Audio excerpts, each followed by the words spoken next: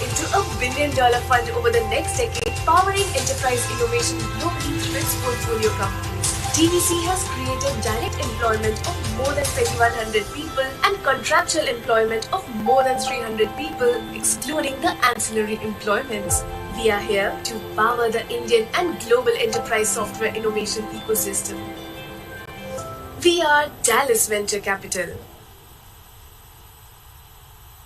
USA, the largest, and India, the third largest startup ecosystem in the world, together have emerged as the leading global innovation hub. Introducing Dallas Venture Capital (DVC), a Dallas-based early-stage, thesis-driven $130 million cross-border firm focused on enterprise innovation. Founded by Dayakar Puskul, who is an engineer, entrepreneur, a mentor, and an investor.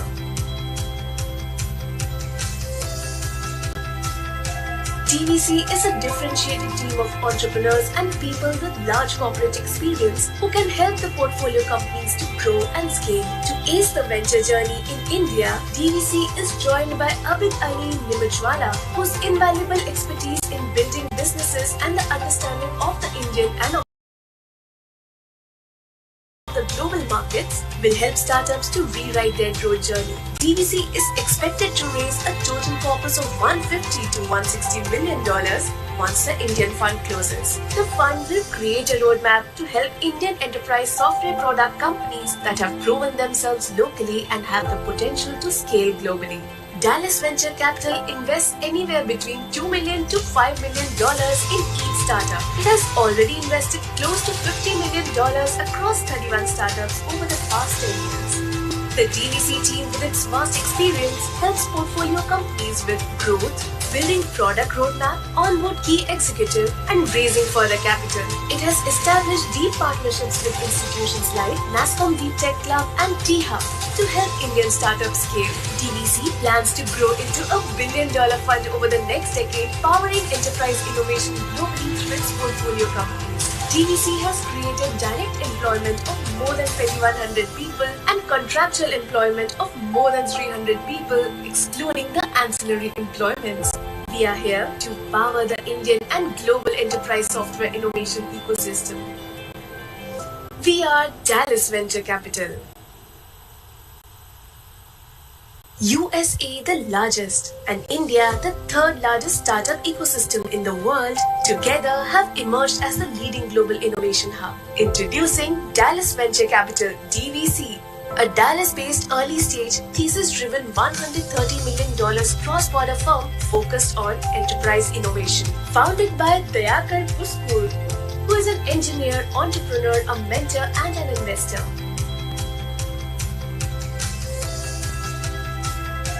DVC is a differentiated team of entrepreneurs and people with large corporate experience who can help the portfolio companies to grow and scale. To ace the venture journey in India, DVC is joined by Abid Ali Nimachwala, whose invaluable expertise in building businesses and the understanding of the Indian and of the global markets will help startups to rewrite their growth journey. DVC is expected to raise a total corpus of $150 to $160 million once the Indian fund closes. The fund will create a roadmap to help Indian enterprise software product companies that have proven themselves locally and have the potential to scale globally. Dallas Venture Capital invests anywhere between $2 million to $5 million in each startup. It has already invested close to $50 million across 31 startups over the past 10 years. The DVC team, with its vast experience, helps portfolio companies with growth, building product roadmap, onboard key executive, and raising further capital. It has established deep partnerships with institutions like NASSCOM Deep Tech Club and T-Hub to help Indian startups scale. DVC plans to grow into $1 billion fund over the next decade, powering enterprise innovation globally through its portfolio companies. DVC has created direct employment of more than 2,100 people and contractual employment of more than 300 people, excluding the ancillary employments. We are here to power the Indian and global enterprise software innovation ecosystem. We are Dallas Venture Capital. USA the largest and India the third largest startup ecosystem in the world together have emerged as the leading global innovation hub. Introducing Dallas Venture Capital (DVC), a Dallas-based early-stage, thesis-driven $130 million cross-border firm focused on enterprise innovation. Founded by Dayakar Puspur, who is an engineer, entrepreneur, a mentor and an investor.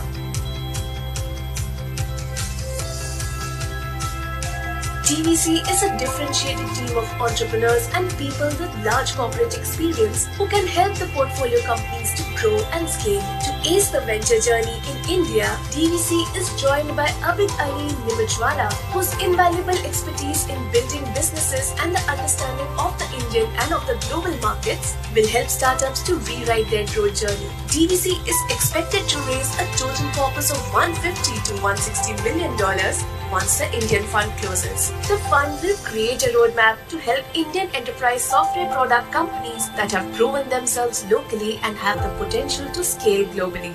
Dallas Venture Capital invests anywhere between $2 million to $5 million in. Good morning, everybody. So there is tea and coffee served outside. If you haven't had, please have tea and coffee, and we'll start the event in some time. Thank you.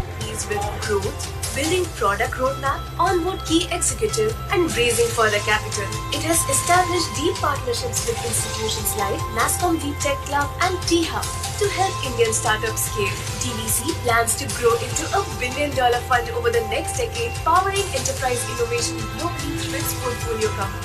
DVC has created direct employment of more than 2,100 people and contractual employment of more than 300 people, excluding the ancillary employments. We are here to power the Indian and global enterprise software innovation ecosystem. We are Dallas Venture Capital.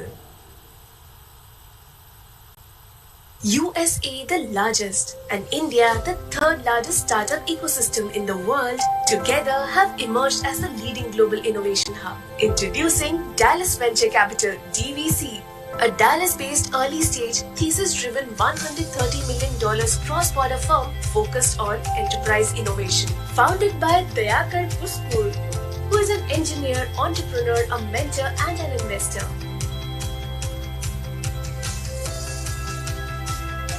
DVC is a differentiated team of entrepreneurs and people with large corporate experience who can help the portfolio companies to grow and scale. To ace the venture journey in India, DVC is joined by Abid Ali Nimachwala, whose invaluable expertise in building businesses and the understanding of the Indian and of the global markets will help startups to rewrite their growth journey. DVC is expected to raise a total corpus of $150 to $160 million once the Indian fund closes. The fund will create a roadmap to help Indian enterprise software product companies that have proven themselves locally and have the potential to scale globally. Dallas Venture Capital invests anywhere between $2 million to $5 million in each startup. It has already invested close to $50 million across 31 startups over the past 10 years. The DVC team, with its vast experience, helps portfolio companies with growth, building product roadmap, onboard key executive, and raising further capital. It has established deep partnerships with institutions like NASCOM Deep Tech Club and T-Hub to help Indian startups scale. DVC plans to grow into a $1 billion fund over the next decade, powering enterprise innovation globally through its portfolio companies. DVC has created direct employment of more than 2,100 people and contractual employment of more than 300 people, excluding the ancillary employments. We are here to power the Indian and global enterprise software innovation ecosystem. We are Dallas Venture Capital. USA the largest and India the third largest startup ecosystem in the world together have emerged as the leading global innovation hub. Introducing Dallas Venture Capital (DVC), a Dallas-based early-stage, thesis-driven $130 million cross-border firm focused on enterprise innovation. Founded by Dayakar Puspur, who is an engineer, entrepreneur, a mentor and an investor.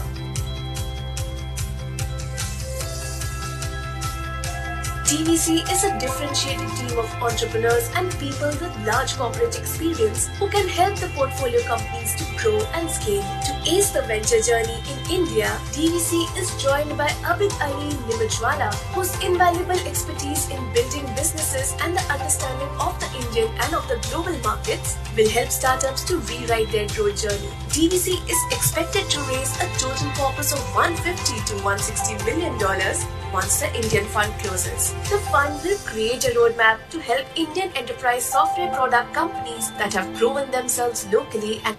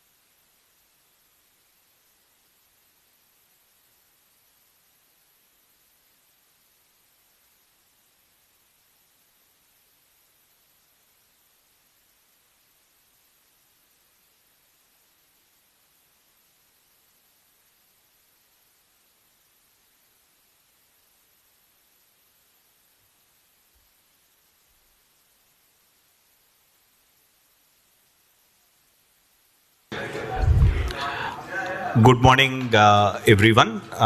We will be starting the event in another 15 minutes. So, if you haven't had your coffee and tea, I would request you all to have your coffee and tea and coffee or tea, and we'll start the event in about 15 minutes. We have most of the dignitaries already in, and yeah, we'll start off in another 10 minutes.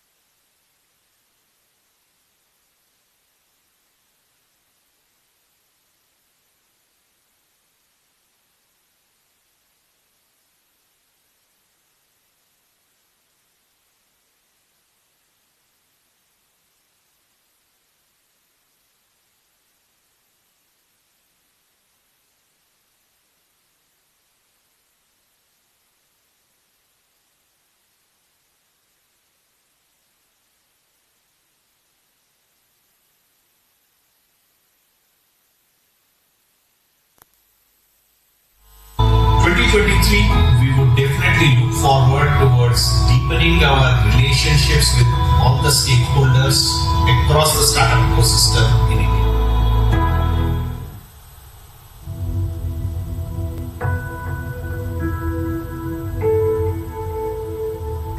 Dallas Venture Capital is a cross-border venture capital firm focusing on enterprise software startups.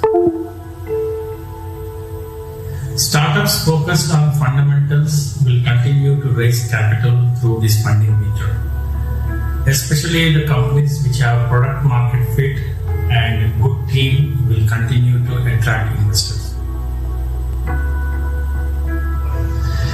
DVC will continue to help startups creating innovative technologies to increase the IT infrastructure.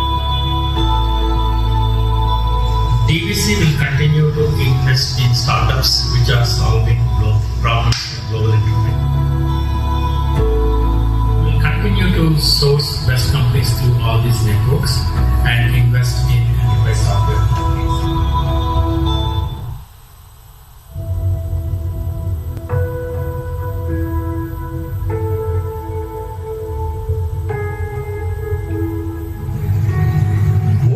DVC has been able to bring to technology startups is the ability to apply our rigor to ensure that the product development is on track, it's relevant, it fits the market use, and there's a fair commercialization of the product which helps them set their growth motion or growth momentum up.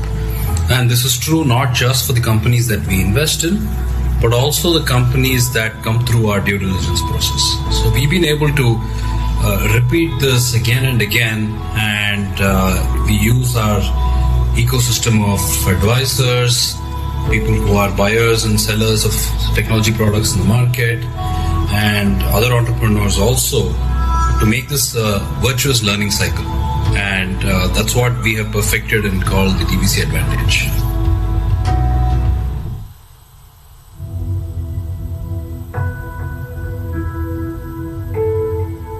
Dallas Venture Capital is a cross-border venture fund which helps early-stage startups build world-class deep technology enterprise software solutions.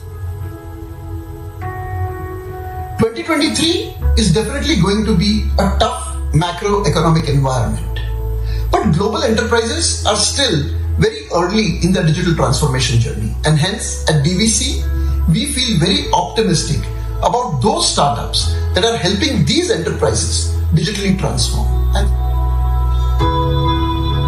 a 5 trillion economy that India is on its way to, there is a large number of enterprise customers right here in India where some of these startups can start selling to them, sharpen their product, and then sell to enterprises all over the world, especially in the US, which is the world's largest market.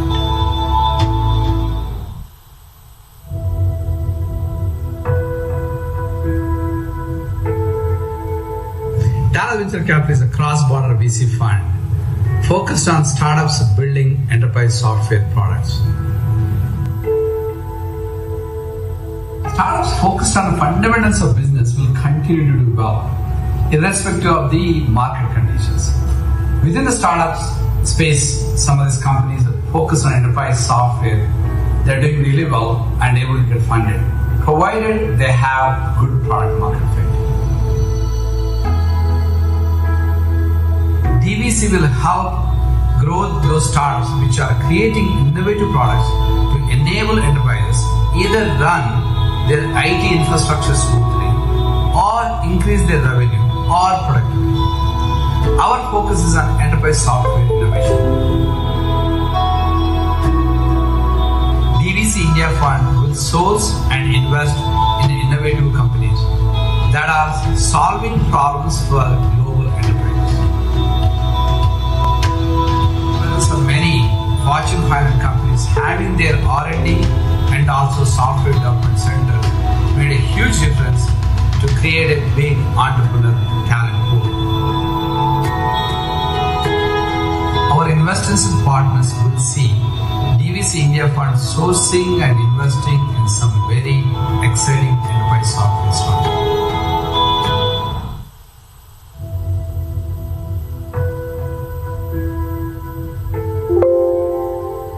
DVC is a cross-border VC fund which is focused on investing in startups which make enterprise software products. DVC India Fund will invest in those startups which have already proven their markets with the local enterprises and can scale. We have a very progressive government which has invested in creating world-class institutions like T-Hub and T-Works, which make Hyderabad an entrepreneur's paradise.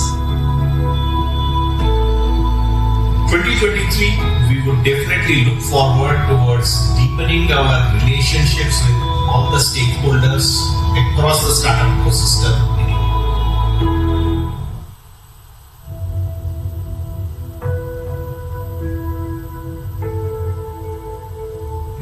Dallas Venture Capital is a cross-border venture capital firm focusing on enterprise software.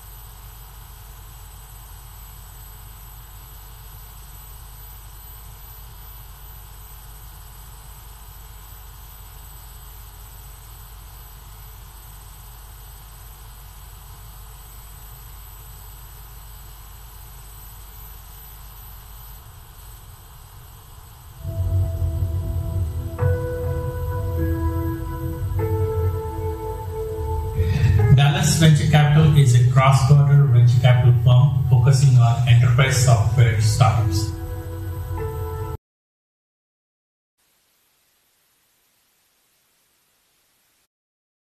Funding nature, especially the companies which have product market fit and a good team will continue to attract investors. DVC will continue to help startups creating innovative technologies to increase the IT infrastructure. DVC will continue to invest in startups which are solving problems for global enterprise. We'll continue to source best companies through all these networks and invest in enterprise software companies.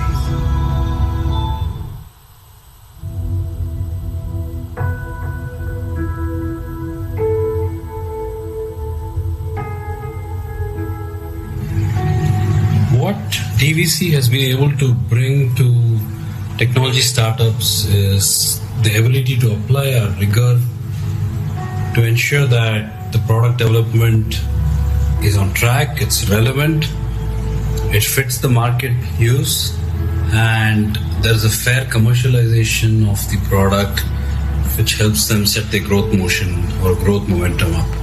And this is true not just for the companies that we invest in, but also the companies that come through our due diligence process. So we've been able to repeat this again and again, and we use our ecosystem of advisors, people who are buyers and sellers of technology products in the market, and other entrepreneurs also, to make this a virtuous learning cycle.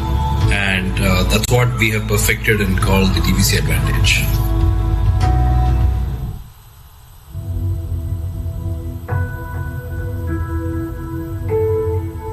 Dallas Venture Capital is a cross-border venture fund which helps early-stage startups build world-class deep technology enterprise software solutions.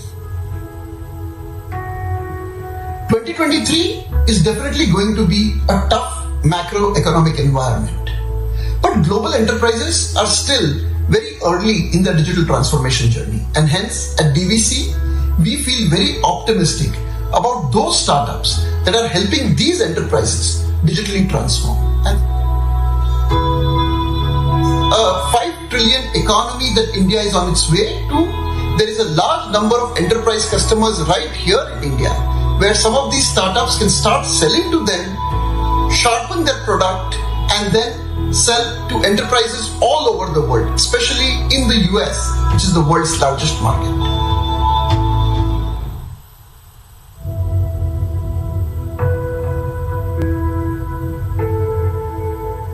Tata Venture Capital is a cross-border VC fund focused on startups building enterprise software products. Startups focused on the fundamentals of business will continue to do well, irrespective of the market conditions. Within the startups, Good morning, everybody. We are about to start the event in another 2 to 3 minutes. Provided they have good Please be seated, we are just awaiting some of our dignitaries. Honorable Minister is a little delayed because his flight was delayed, but he is on the way. So we'll start the event in about 2 to 3 minutes, and then he'll join us in about half an hour or so. Our focus is on enterprise software innovation. Request all of you to be seated so that we can start the event. That are solving problems for global enterprises. There are many Fortune 500 companies having their R&D and also software development center made a huge difference to create a big entrepreneur talent pool. Our investors and partners will see DVC India Fund sourcing and investing in some very exciting enterprise software startups.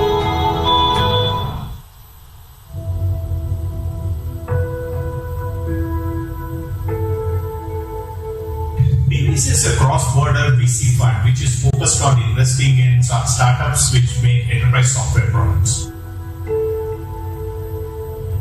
DVC India Fund will invest in those startups which have already proven their markets with the local enterprises and can scale. We have a very progressive government which has invested in creating world-class institutions like DHub and DWorks, which make Hyderabad an entrepreneur's paradise. 2023, we would definitely look forward towards deepening our relationships with all the stakeholders across the startup ecosystem in India.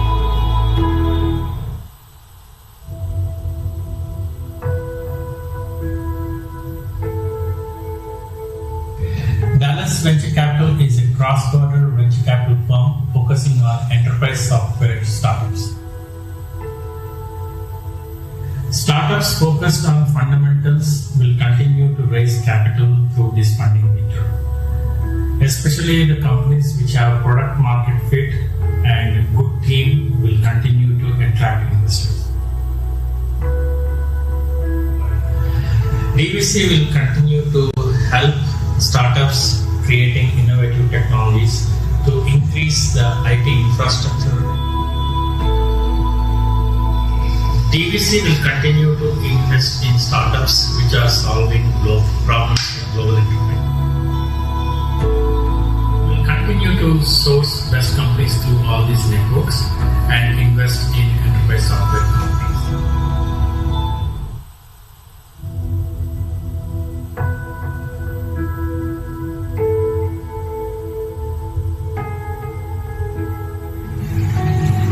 What DVC has been able to bring to technology startups is the ability to apply a rigor to ensure that the product development is on track, it's relevant, it fits the market use, and there's a fair commercialization of the product which helps them set their growth motion or growth momentum up.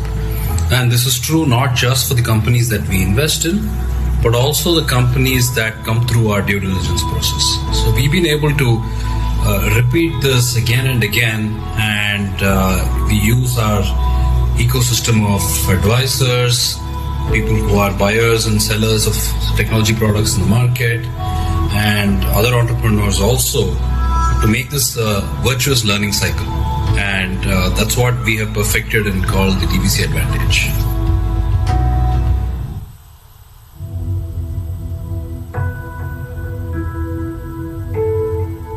Dallas Venture Capital is a cross-border venture fund which helps early-stage startups build world-class deep technology enterprise software solutions.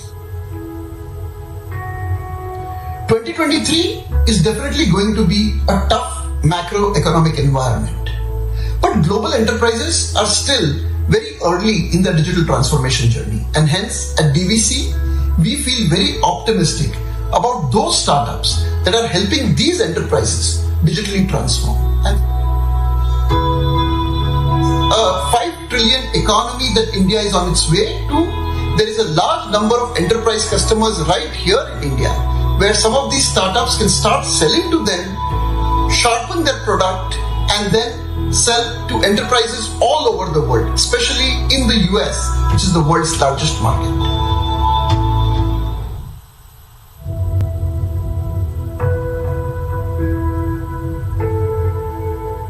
Dallas Venture Capital is a cross-border VC fund focused on startups building enterprise software products. Startups focused on the fundamentals of business will continue to do well, irrespective of the market conditions. Within the startups space, some of these companies that focus on enterprise software, they're doing really well and able to get funded, provided they have good product market fit. DVC will help grow those startups which are creating innovative products to enable enterprises either run their IT infrastructure smoothly or increase their revenue or productivity. Our focus is on enterprise software innovation.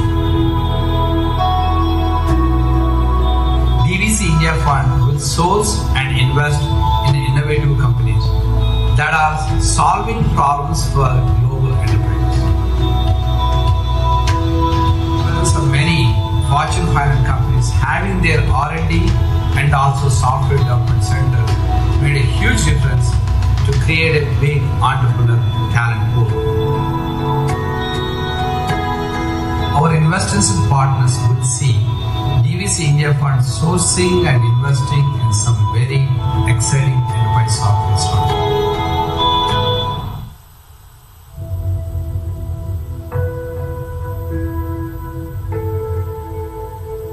DVC is a cross-border VC fund which is focused on investing in startups which make enterprise software products. DVC India Fund will invest in those startups which have already proven their markets with the local enterprises and can scale. We have a very progressive. Good morning, everybody. Request you all to settle down so that we can start the event. Which make Hyderabad an entrepreneur's paradise. 2023, we would definitely look forward towards deepening our relationships with all the stakeholders across the startup ecosystem in India.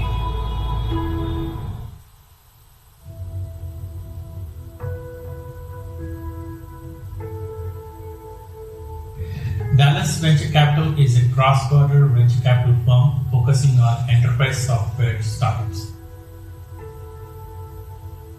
Startups focused on fundamentals will continue to raise capital through this funding winter, especially the companies which have product market fit and good team will continue to attract. Request all those who are having a coffee outside to come back and settle down so that we can start the event. Innovative technologies to increase the IT infrastructure. DVC will continue to invest in startups which are solving global problems for global enterprise. We'll continue to source best companies through all these networks and invest in enterprise software companies.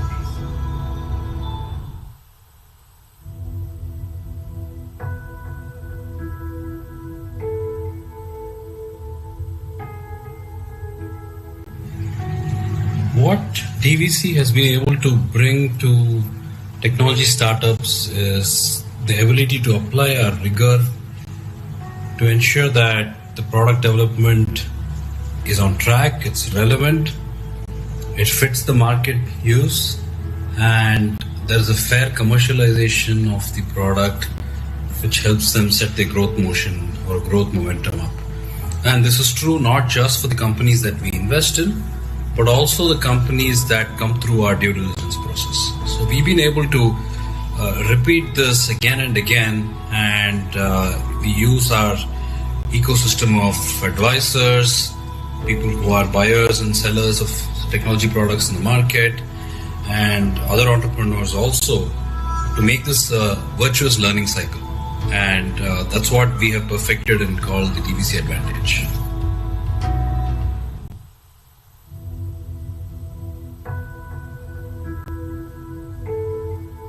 Dallas Venture Capital is a cross-border venture fund which helps early-stage startups build world-class deep technology enterprise software solutions. 2023 is definitely going to be a tough macroeconomic environment, but global enterprises are still very early in their digital transformation journey, and hence at DVC we feel very optimistic about those startups that are helping these enterprises digitally transform. And a 5 trillion economy that India is on its way to, there is a large number of enterprise customers right here in India where some of these startups can start selling to them, sharpen their product, and then sell to enterprises all over the world, especially in the US, which is the world's largest market.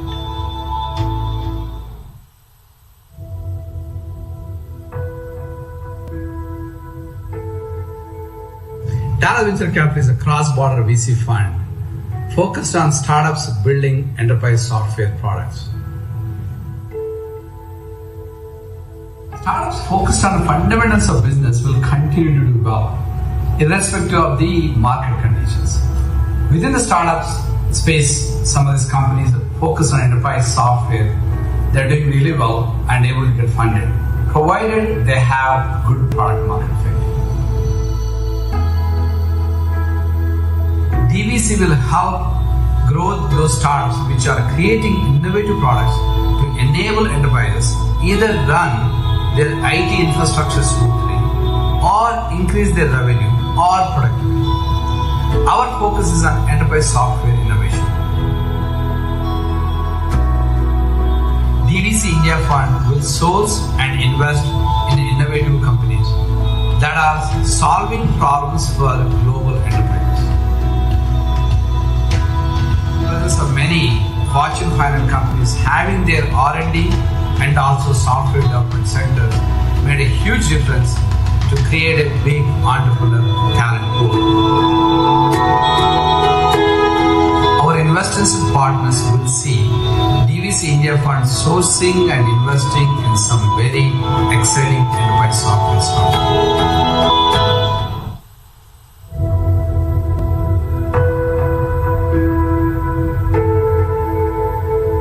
DVC is a cross-border VC fund which is focused on investing in startups which make enterprise software products. DVC India Fund will invest in those startups which have already proven their markets with the local enterprises and can scale.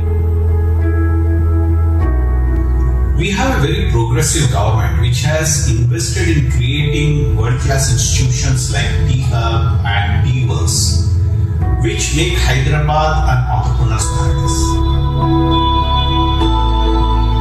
2023, we would definitely look forward towards deepening our relationships with all the stakeholders across the startup ecosystem in India.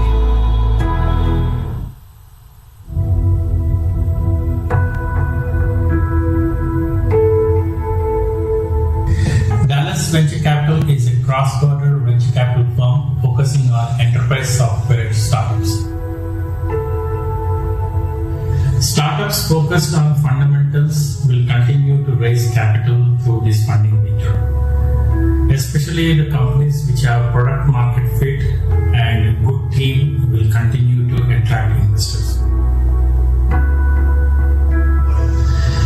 DVC will continue to help startups creating innovative technologies to increase the IT infrastructure.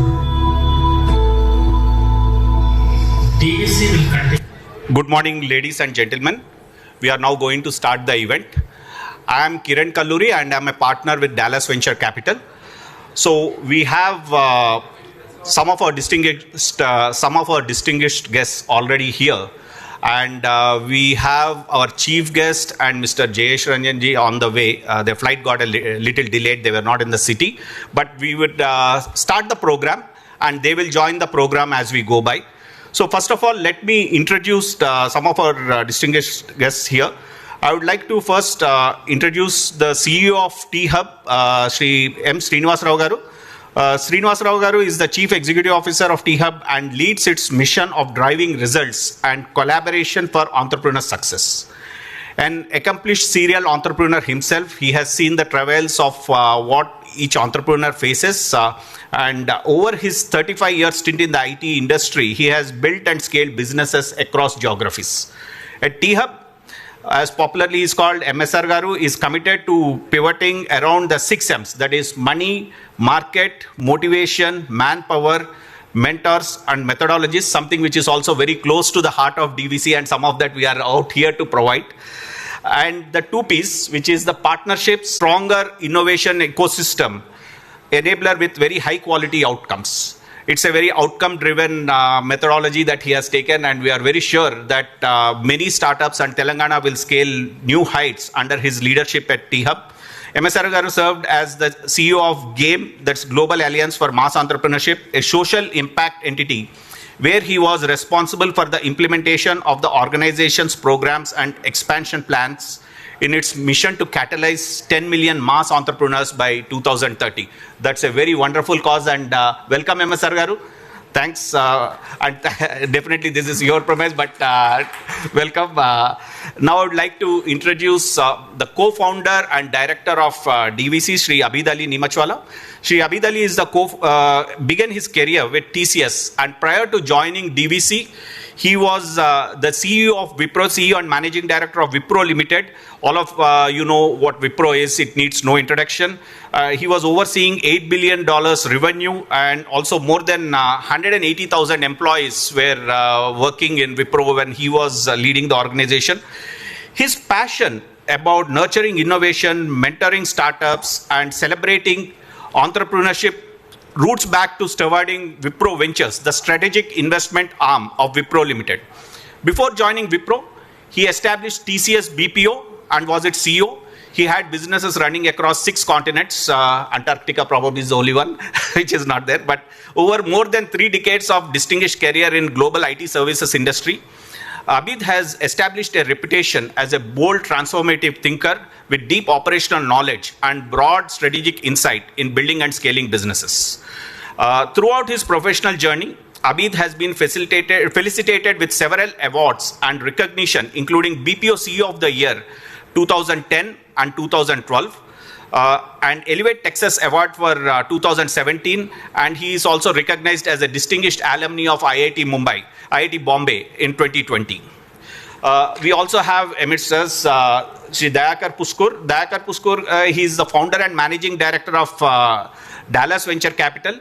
He is a serial entrepreneur who is a visionary investor and had the foresight to launch one of the first tech-focused venture fund almost a decade back.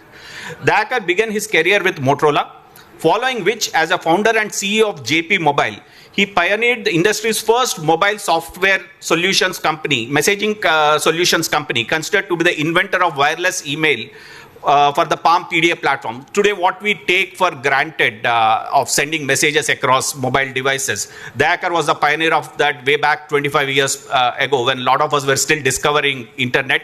He raised almost $55 million, and he has also seen the entire life cycle of an entrepreneur. And prior to founding Dallas Venture Capital, Dayakar owned the P&L for the hosting and mobility solutions business at Microsoft, which is also known as Office 365. He was responsible for the incubation, development and management of new mobility and cloud solutions at Microsoft. So some of the products that we take again for granted today, Dayakar had a big role in developing those products. Some of his patents today lie with Google. And for the last decade, he has been a VC fund manager, now into his fourth fund, which we'll talk about in detail in a little while. And during this period, he has led investments in more than 30 enterprise technology startups, both across India and US, which today have a combined enterprise value of more than $2 billion. And he has multiple successful exits. Welcome, Dayakar. Welcome, Abid. We also have some very distinguished guests amongst us. We have Professor Ajit Rangnekarji, who was earlier the Dean of ISB and now the CEO of Rich. Thanks, Ajit sir, for being there. We also have Professor Madan Pillutla. He just left. He was here for most time. He's the current Dean of ISB. We also have amongst us Sri Lau Krishnadevarayalu, current MP from Andhra Pradesh. And we also have Sri Pandya Rajanji, who is also a serial entrepreneur. He built Mafoi. A lot of you would have heard about Mafoi. And he was also ex-education minister in the government of Tamil Nadu. So thank you all for joining. And of course, we have many, many distinguished guests whom I will not be able to take all the names. But thanks all for joining today. Now, as our custom thing, we would like to start the meeting with the traditional lighting of the lamp. I would request Sri Ajit sir, Abid, MSR Garu, Dayakar to come forward and light the lamp and start the program. And sir, Pandirajan sir, why don't you also join, please?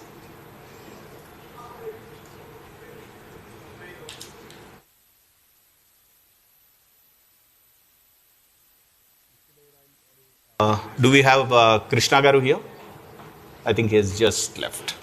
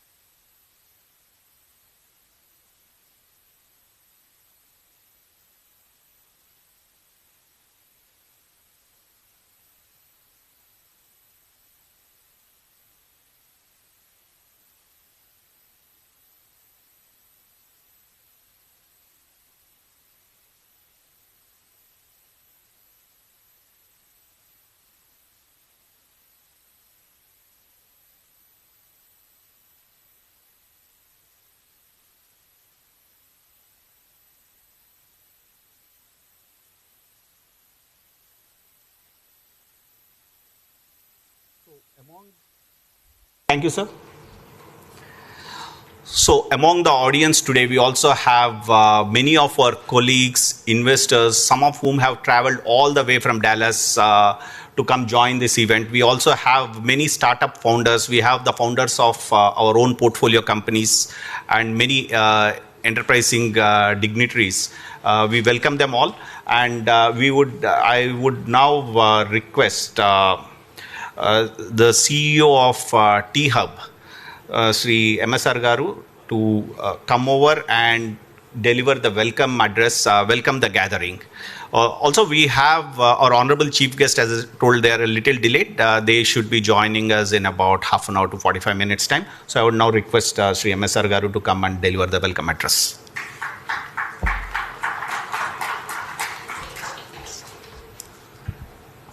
Morning, good morning. First of all, a warm welcome on this Friday morning. Very auspicious occasion. As we know, Sankranti is tomorrow. And this is a great time to be at the launch of this new fund by DVC. So first of all, a warm welcome, Dayakar Garu, Abid Garu, and of course, Kiran, Shyam, and other partners at DVC. And of course, our very own Ajit Garu. Ajit Garu. Yeah. Because he was telling me that half this audience is ISB alum, right? So I don't want to embarrass him any further, right? And of course, I see also Vamshi there, looking a little different today. So very quickly, I think it's a matter of great pride and honor today to be speaking to you on the occasion of the launch of the new fund. So one of the things we know in Hyderabad is Hyderabad has everything which is required for us to be able to build a world-class entrepreneurial ecosystem. We have great entrepreneurs. We have great, great infrastructure. Clearly, compared to a few other cities further down south, we are way ahead. Those cities shall remain unnamed for obvious reasons. We have talent. We have a very supportive government, right? But the one challenge has been in terms of capital flow. So compared to, let's say, a Bangalore or Bombay or Delhi, historically, we've been a poor cousin compared to those cities. And also, I think a lot of the action which you see in the late stage funding has been driven by large private equity players who do not have a significant play in the markets here in Hyderabad. So from that standpoint, the fact that Dallas today is setting up and announcing a fund today is of immense, is something which we feel will add immense value to the ecosystem. We do know, for example, at T-Hub, in the last 7 years, we've supported about 1,100 entrepreneurs. They have raised close to about $1.9 billion of funding. But a lot of the funding has come from locations other than Hyderabad. So now with DVC setting up this fund, and as you know, DVC is literally across the road, and Shyam and Kiran have committed that they will spend at least 2 to 4 hours every week at T-Hub. I think one part of it is, of course, the support they will give from a funding lens, but also the fact that other aspects, which is this unique model which Dallas has of a very strong Indo-US connect with seasoned entrepreneurs like Kiran, like Dayakar Garu, Abid Garu on the other side of the fence, and bringing their networks, their connections to play, and bringing that whole aspect of mentoring, right? And getting them in front of potential prospects of customers. I think that can be really game-changing and transformative for many of our companies. So look forward to a great engagement, and I'm sure we'll have a lot of opportunities post the event for many of our entrepreneurs whom you've not met before. And I'm hoping that DVC will play a really significant role in energizing our startup ecosystem. We do know, despite all this talk of the funding winter, even if you look at the numbers last year, while overall the funding was down from 40 billion to about 24 billion, almost a 40% drop, but there are always silver linings in dark clouds. So when you look at it from that angle, there was early stage funding actually went up 22% from 9 billion to 11 billion. So I think early stage funding would still continue to happen. Good ideas, great execution, good teams will continue to get support. And I do hope our partnership with DVC will further spur the funding inflow into Hyderabad-based startups. The intent is to together build valuable companies. So look forward to a great journey together. Thank you.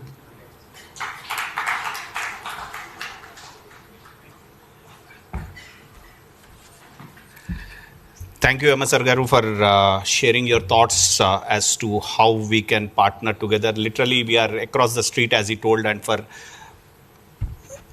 literally we are across the street, and for the last 6-8 months, we have been singing "Mere Samne Wale Khidki Mein" to each other. But now it's the time to formalize the relationship. And as Masar Garu said, myself, Shyam, the partners of DVC in Hyderabad, based out of Hyderabad, have committed time to the startups based out of T-Hub. And we would now formalize the relationship. So we would request Masar Garu, Dayakar, Abid to come onto the stage to exchange the MOU between Dallas Venture Capital and T-Hub.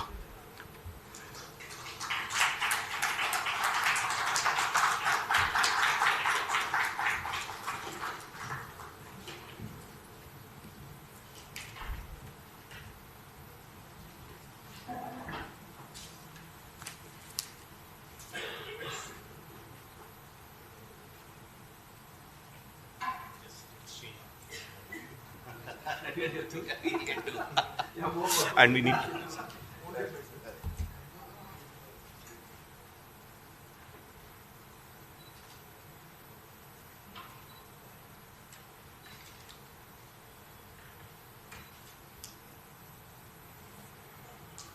Maybe.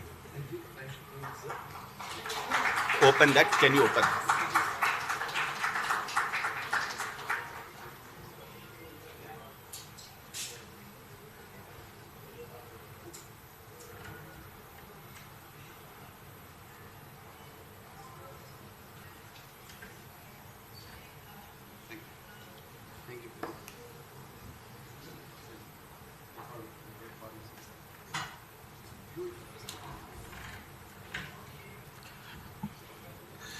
So what defines a fund is the set of portfolio companies that we invest, the family, which essentially become part of the family as we continue our journey, the fund journey.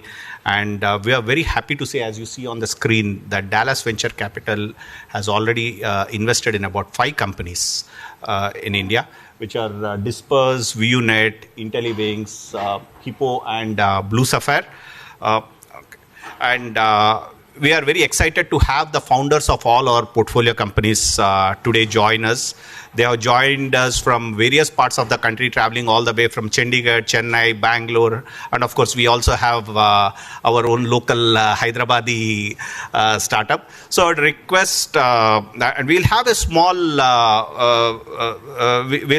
session with understanding as to what each one of them do, and I would request the MSR Garu to lead the panel. We'll have a small panel discussion.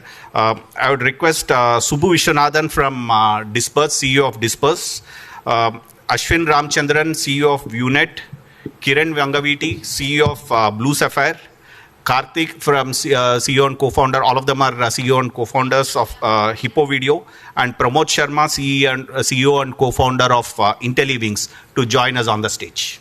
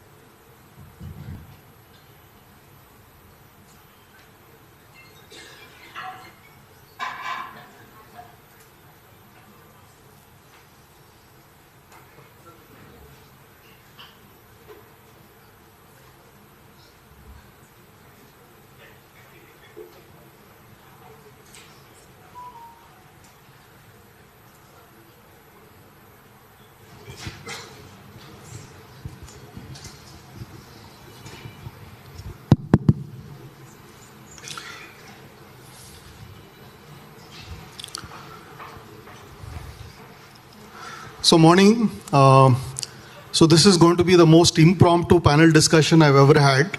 So we're obviously, we want to make sure that the audience gets some good food for thought while we are waiting for the minister to arrive.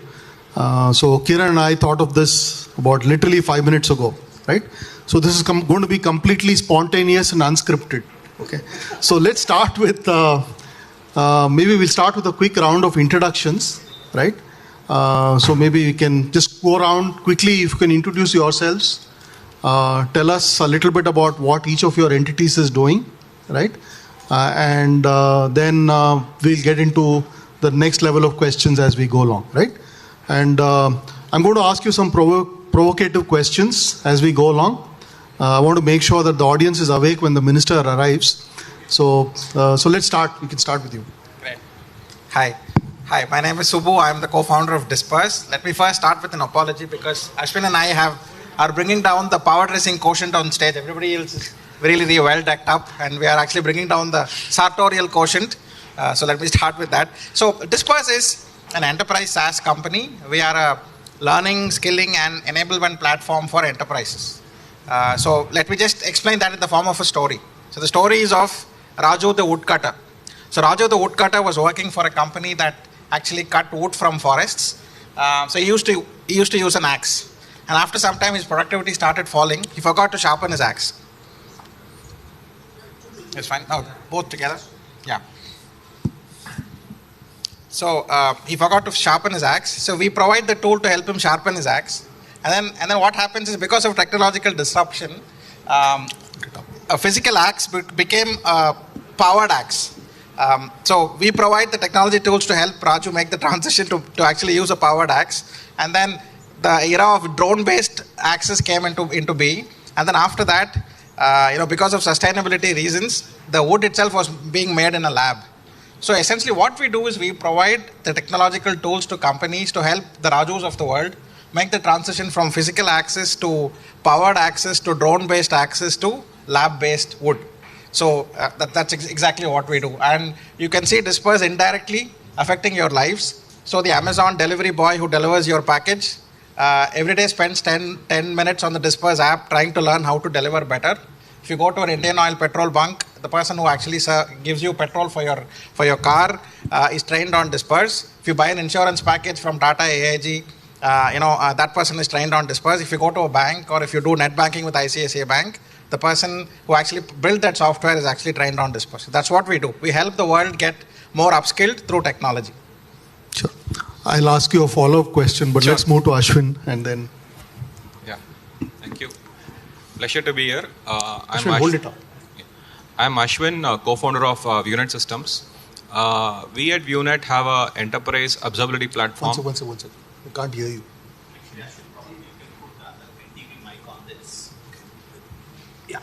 I'm sorry. Okay, put this mic on here. Yeah, hold it up. Yeah.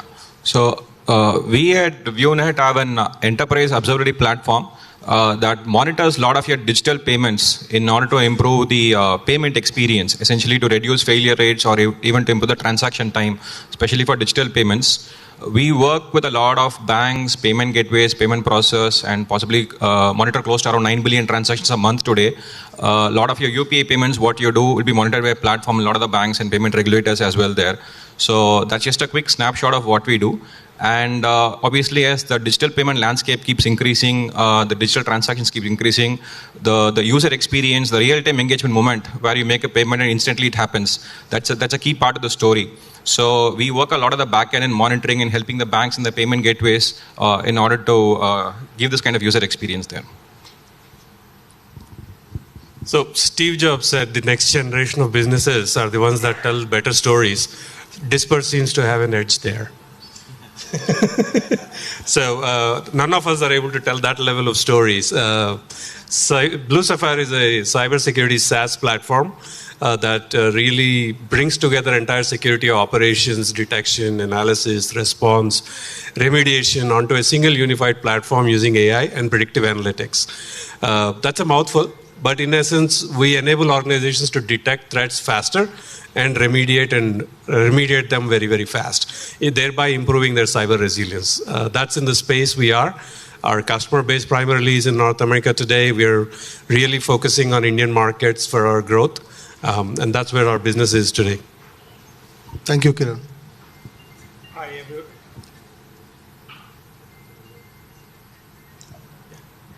Hi, I'm Pramod Sharma, founder of IntelliWings. So we are solving two things. First is we are trying to curb the problem of money laundering. Second is we are solving the problem of terrorism. So it is a very important area we are into. So it is called as, in tech way, it is called as AML CFT compliance, anti-money laundering and combating of financing of terrorism. So it is a need because the problem is really grave. If you look at the global stats, between 2 to 5% of global GDP is laundered money, and terrorism is enabled through this laundered money. So the problem is serious, and the international regulator FATF has given the guidelines to every country, and every institution, be it financial or non-financial, they have to comply to this. So we have 40 clients in India and UAE, including banks like HDFC Bank, and we actually provided tech solutions in a very comprehensive and accurate way. So we actually got the International Compliance Association Award because of the depth and accuracy we have. And also we caught some real case of terrorist funding recently because of the coverage we have overall in our solution. And we are one of the portfolio companies of DVC. Thank you. Thank you, Pramod. Hi, this is Karthi Mariappan, co-founder and CEO of Hippo Video. Hippo Video is an interactive video customer experience platform. To put it in simple terms, any organization, if they want to connect with their prospects, customers, or even internal stakeholders, effectively engaging through interactive videos, not just static videos, interactive videos. So that's what we do. And we are primarily focused on the US market, and that's where we have been growing. And happy to say we are the recently funded one by DVC. Thanks for that opportunity again. Thank you. Thank you. Okay. So now this is a very interesting group, right? First of all, you're not I hope I'm not taking liberties with your age, but this is not the usual 20-year-old starting out companies here, right? So I'm going to try and get a little deeper into that, right? So let me start with you. I'll start in the reverse order this time. So maybe, first of all, what was the genesis of the idea which led to the creation of Hippo Videos? And when did you decide to start, right? And talk us a little bit through your journey so far. Yeah. So I'm 46 years old now. So out of that 46 years, 16 years, I was working with Zoho. So Zoho has been a good, I would say... So you're part of the Zoho Mafia, basically. Yeah, of course, Zoho Mafia. It's been a very good grooming ground for us. So in 2016, we started off with Hippo Video. We three founders, of course, bidden by very good seniors like Girish Mathrubudham or Rajaram of Chargebee. They were all helping us understand how to get into this entrepreneur world. So what started off as Hippo Video, why? Because we were primarily into HR products. There was a huge gap in learning. So we actually started off with where Disperse started off, or where Disperse is today. We started off with an LMS centered around videos. So that's how we started off. But once we started off, people started asking about videos for sales, videos for marketing. Then we understood videos has a bigger play in the business world, not just restricted to L&D departments. So that's how we spread the wings. Now we are primarily focused on the sales and marketing side of the businesses. Can you give us an example of this interactive video? So that we understand it a little better. So the interactive video, let me put it this way, like, so you go to a bank, you register for a loan. There are too many questions that you would like to ask, like based on your age, based on your profession, based on the city that you live, based on the kind of tenure you're looking at, the interest rates, the kind of loans that you will be eligible for. All of these are different questions that you put across the desk. Instead of that, if you could put all those questions in a video and enable the user to interact with the video without being talking to someone, without having the fear of being hounded by that salesperson every now and then, if you could delink that and make it very digitized, that's where interactive videos comes in. So you send out a video from HDFC, it comes in, and you open the video, you can input the data inside the video itself, and it interacts with you for the next step of actions. So that's what we do. Super, interesting. And your customers are, you said, mostly US. Yes, mostly US. Good names are like Genesis, Freshworks, British Airways kind of people. Okay. I'm going to come back to you and understand your India strategy later. Okay, let's go to you, Pramod. A very interesting space of anti-money laundering and so on. So again, what was the genesis of the idea and when did you start? Yes, so I would say firstly, I'm 40. I just touched 40 and I'm feeling like, okay, I'm in different zone now. So it is a different feeling being in 40s. So I started off this, so I was just a techie. I honestly didn't have any idea about the entrepreneur world, what it is like and why people do it. I was just a techie. I knew how to make stuff. And that fire was there. But I was actually, honestly, I never thought about this AML also. But I had something that I'll work on the social sector space. But the question was in my mind that how would I satisfy my hunger for tech? So it is a mix which I found this use case of AML safety while working with several banks. So I thought it would serve the social purpose also, as well as it would actually bring in the tech innovation part. The hunger would be satisfied somehow. So that was the start of it, when I could see there was some gap in the AML CFT solution space, anti-money laundering and combating of financing of terrorism.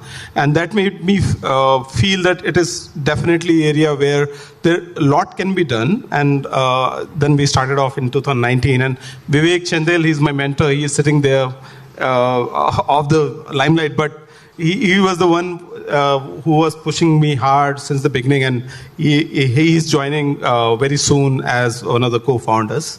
So we have been doing very well. Of course, the initial you converted a mentor to a co-founder. Sorry? You converted a mentor to a co-founder. Yeah, so he has already joined as chief of staff, but I already call him co-founder already. So he has been very kind. Being mentor, he could actually get into the shoe of running the show and get into execution, because people talk about stuff but they don't get into execution. And Vivek is there. Maybe Vivek, can you stand up for 1 minute, please? Yeah. So he's my mentor. So now coming to what we are doing. So it takes time to build any RegTech product or any product, because services is like you get the demand and you react on it. But product is something you don't know whether it would succeed or not. So it took us a lot of time. We started off in 2019, but 2021 August we got the first customer, the SaaS-based customer in UAE, and now we have grown to 40 clients. We are still, I would say, still in the early phases, but we have very good potential, and International Compliance Association also recognized our product and the innovation part of it. That's why they gave us highly commended Innovator of the Year. Congrats. Thank you. Anything else before I hand over? No, there are a bunch of questions which will follow, but okay. So, Kiran, same question to you, which is what was the genesis of the idea, right? So I think if you look at any B2B deep tech space, you will see most of us have crossed 40. I think it takes that level of expertise to really get into that field. And I think it's a common thing. I'm going to ask an academician here to validate whether that is true. Sure. But that's how I got in. I've worked for large enterprises, Fortune 10s, Fortune 100s, led large cybersecurity armies. The gap that we saw in capabilities of security operations centers is what led me to jump out and start a company to solve that problem. And that's how we got here, honestly. Because the Gartners of the world were siloing products into magic quadrants. And that was driving a huge problem in this space, where every product we pick was only able to give us a very small sliver of the picture of an attack when you're looking at threats. And in the security operations center, what we really needed was an end-to-end story of what the attacker is doing, what are his footprints, where is he going, what is he after, and how do we actually remediate that threat, right?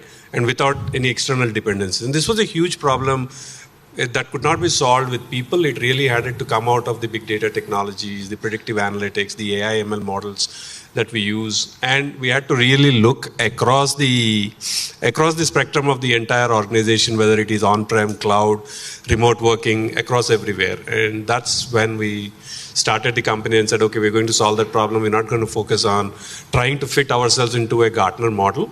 And today, if you look at it, the Gartner is turning around and identifying this space as an XDR. They still don't have a quadrant about it, but they will get there sooner or later. So you're creating a new category. Absolutely. Okay. Ashwin? So quickly, Unit was formed by three of us, and hold it up. Yeah, all three were with Infosys in the product R&D group of Infosys. So we started a career by working in both US and India, working for companies like Lucent and Alcatel. So we used to do the data communication products for them. Their routers, switches, the DSL access boxes, what they call the telephone lines which will take both your internet and voice. So the team at Infosys was completely in charge of designing, developing hardware, software, operating system protocol stacks, and kind of white labeled by them there. So then the thought was, if you're doing it for companies like that, why not do it for ourselves? There. So that's the kind of genesis of the thought in terms of moving out of Infosys and starting something of our own. And given our background in the enterprise deep tech space, we have been building these kind of products from scratch there. That's where we wanted to be on the enterprise space, product space as well there. And genuinely, we believe that the initial start was more of IT services from India. And we believe that the next decade or so should belong more to enterprise deep tech products coming from India, because that is what is going to give us scale, and the innovation part has to come out from there.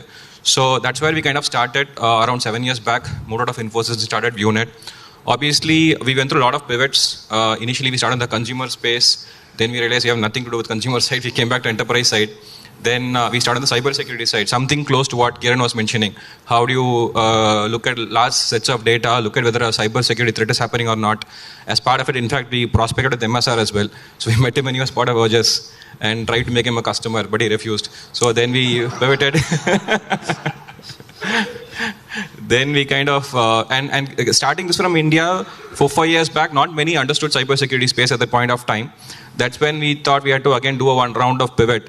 And 18-19, when the UPI payments picked off in India, the digital payments picked off in India, obviously that scale and complexity is quite new for a lot of people here, and especially the enterprises like banks, because this kind of scale was typically seen by web scale companies like Amazons and the Googles of the world, and the first time you're seeing billions of transactions suddenly coming up. For example, a lot of banks today handle around 20, 30, 40 million transactions a day today. That scale is quite high. And obviously the scale and complexity is quite high. You need systems at the back end to let you know how good your transactions are they failing, how fast should they respond back. So you need good monitoring systems at the back end, and that's where we pivoted a product from big data for cybersecurity into big data for transaction monitoring. And that's where we started getting traction with a lot of banks and payment gateways kind of processors as well there. So that was kind of a journey all through there. Thank you, Ashwin. So I'm a serial entrepreneur. Disperse is my third venture. Disperse was started by my co-founder Kuljit and me from the ashes of our previous startup. It was in education tech. So 11 years back, we started a venture where we wanted to bring tablets to the classroom, to school classrooms and university classrooms, and want to move away from the chalk and talk age to a digital tablet-led age. And I really wish the pandemic had stuck then, because we would have actually minted money. So you were trying to do what Byju's was trying to do? No, Byju's was trying to come at it from a content angle, and they went straight to parents. But we were different in two spheres, in two aspects. One is we wanted teachers to create the content themselves inside a classroom. And secondly, we went to schools. I think the second was probably a mistake, and there was no pandemic for us to help. So the company did not end very well. So 2015, my co-founder and I thought, let's stay in learning. Learning is a very large problem, but why not solve the learning problem for today's workforce? So that's how we started Disperse. The idea was we wanted to move away from a push-based learning to skills-based learning. We wanted the workforce to be measured in terms of skills. So just as degrees are a language for somebody's educational qualification, we wanted skills to be the language to actually measure one's potential for a job. So we want to move to a skills-based world. That's how we started Disperse. So we have a platform that helps companies identify skills, measure them, and build them. And we provide analytics for that. Okay. Now let's talk a little bit about the funding journey, right? So I'm going to ask you for a quick response on a question, and then we'll get into the next level. So when did you raise your round of money? Last round of money? Which money? The money from DVC? DVC, yeah. Okay. November 2021. November 21. Ashwin? 2 months back. 2 months back. Kiran? It's about the same time. 2 months, yeah. March 2020. Last year. Last year, okay. We closed like 10 days back. 10 days back. Okay. So the reason I asked that question is I've heard of this, I'm really sick of this term, funding winter, scorching summer. It's coming through my ears for a long time. So I just wanted to understand, right? So when you were, particularly you, since you raised the last round very recently, and Kiran, yours is also both relatively recent. So let's just try and get an understanding of when you were going through the process, right, of trying to raise the money. I'm assuming you spoke to a number of people and then you finally decided to work with Dallas. So let's just try and get some understanding of what are the parameters you were looking for. Did they find you or did you find them, And then what led you to say, listen, these are the right guys to partner with? What do you look for apart from money?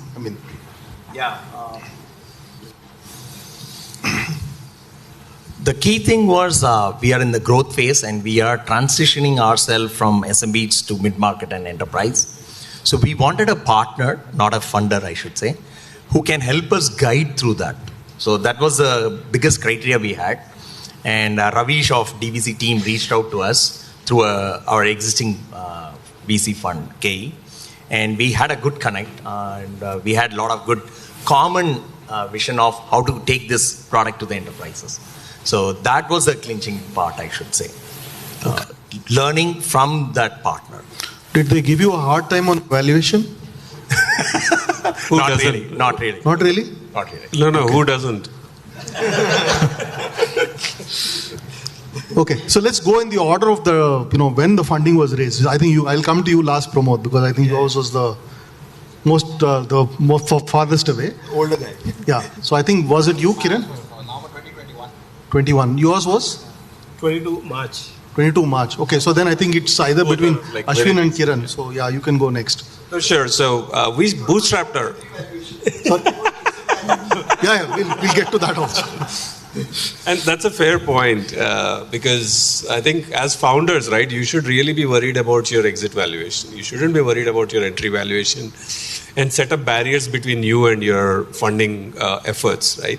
We bootstrapped the organization until we got to about 3 million in ARR, annual recurring revenue. And then we said, okay, now from here, if we need to grow, we really need a growth partner here and then scale.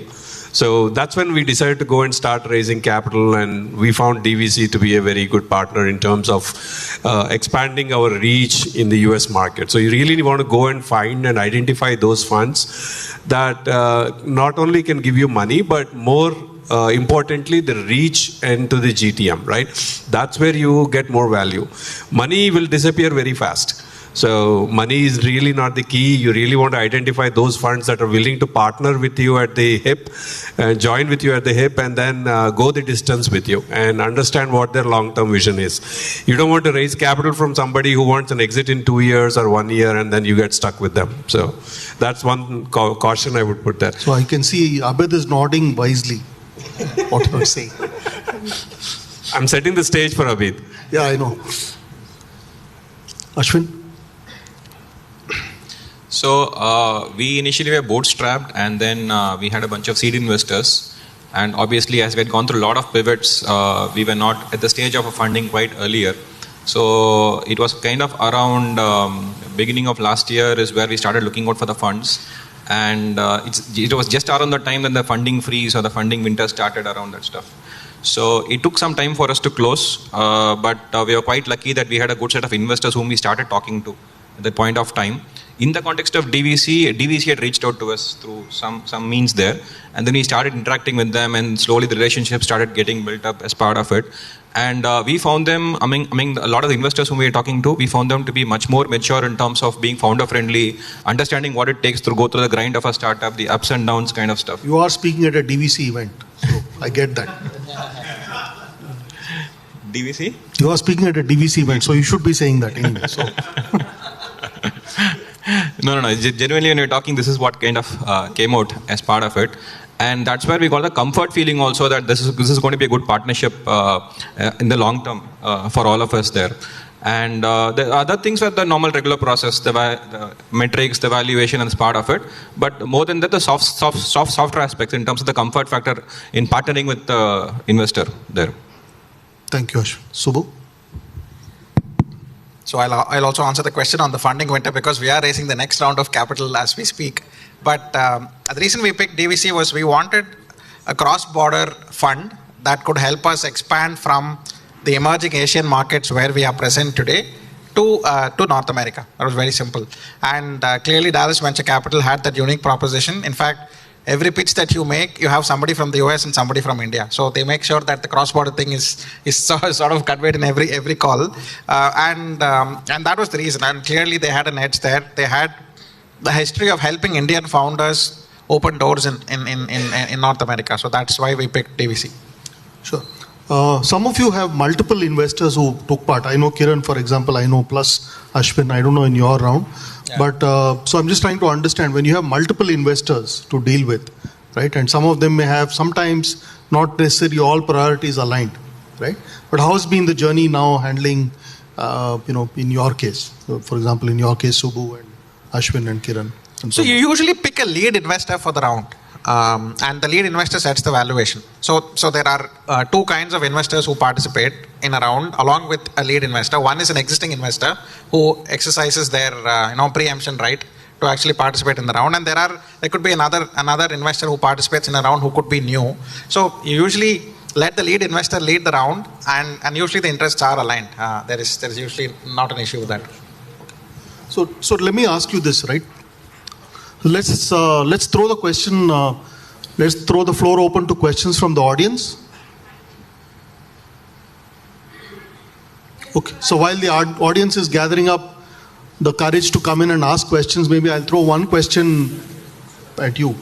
How many of you are multi-founder companies and how many are single founder? Multi-founder. Single founder, but getting mentor. Okay.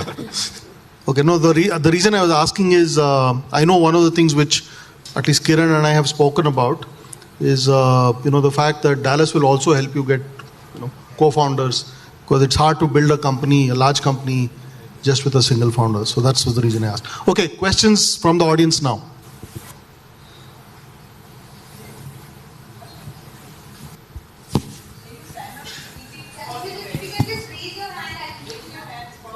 So I think it'd be easier if they can walk up to the front. Whoever has a question, why don't you walk up to the front?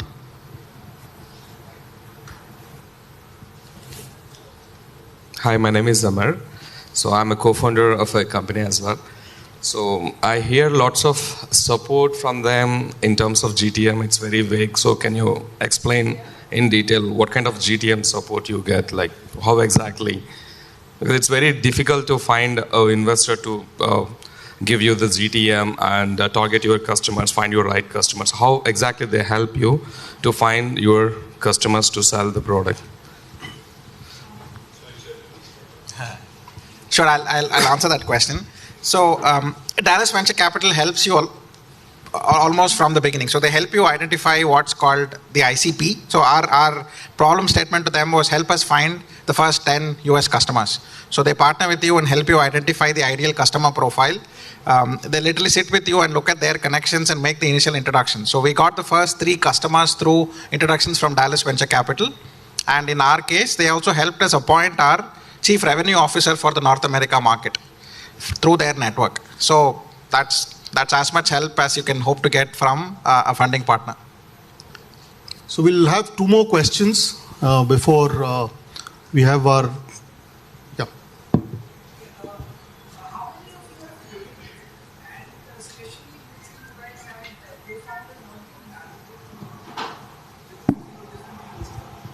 We'll just get a mic across. So the question was, how many of you have pivoted? And during the pivot, if let's say there were co-founders with different views, how did you navigate through that? I think Ashwin is probably the right guy to answer that question. Pivoted. Yeah, we have pivoted at least 3 times in a journey as part of it. And the second part was co-founder conflict during the pivot. Okay. Yeah. So one of the very, very early things which we did when we started, and a lot of our seed investors were ex-entrepreneurs themselves. And they have already kind of gone through the grind in terms of what it means to have the founding team together all through there. So, in fact, before they invested in us, they put a conflict resolution agreement among the founders there. And where it had to do with how do you take decisions, especially when you do pivots, what is the order through which you take a decision-making hierarchy as part of the stuff.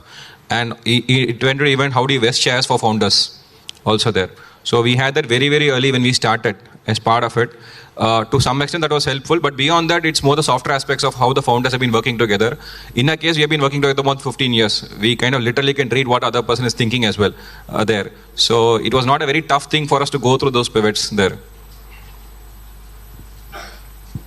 Okay, so thank you panelists. I think we did pretty well for a unscripted, unrehearsed panel discussion. So thank you and wish you all good luck and in your journeys ahead. Thank you. Thank you, MS Sargaru, and thank you all of you for that wonderful discussion. Friends, we have as our honorable chief the guest. Largest, and India the third largest startup ecosystem in the world. We have the honorable chief guest, the Minister for IT, Industries, Commerce, Municipal Administration and Urban Development of Government of Telangana. Welcome, sir. So we will start off by playing a small video, a 2-minute video about Dallas Venture Capital. USA the largest and India the third largest startup ecosystem in the world together have emerged as the leading global innovation hub. Introducing Dallas Venture Capital (DVC), a Dallas-based early-stage thesis-driven $130 million cross-border firm focused on enterprise innovation. Founded by Dayakar Puskul, who is an engineer, entrepreneur, a mentor, and an investor.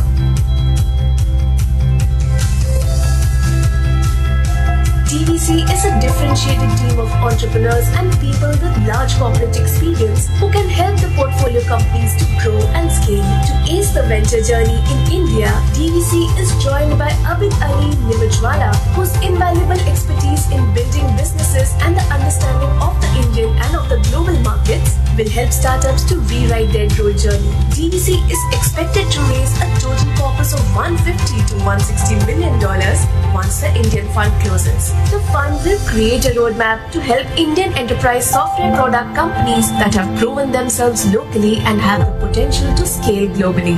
Dallas Venture Capital invests anywhere between $2 million to $5 million in each startup. It has already invested close to $50 million across 31 startups over the past 10 years. The DVC team, with its vast experience, helps portfolio companies with growth, building product roadmap, onboard key executive, and raising further capital. It has established deep partnerships with institutions like NASCOM Deep Tech Club and T-Hub to help Indian startups scale. DVC plans to grow into a $1 billion fund over the next decade, powering enterprise innovation globally through its portfolio companies.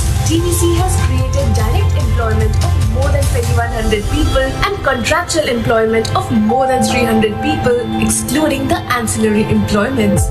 We are here to power the Indian and global enterprise software innovation ecosystem. We are Dallas Venture Capital. Hope this video gives a sneak peek into the world of DVC. I now request the co-founder and director of Dallas Venture Capital, Sri Abid Ali Nimajwala, to share his experience on what does it take for companies and startups to scale globally and how DVC Advantage plays a critical role in helping startups become global players. Welcome, Abid.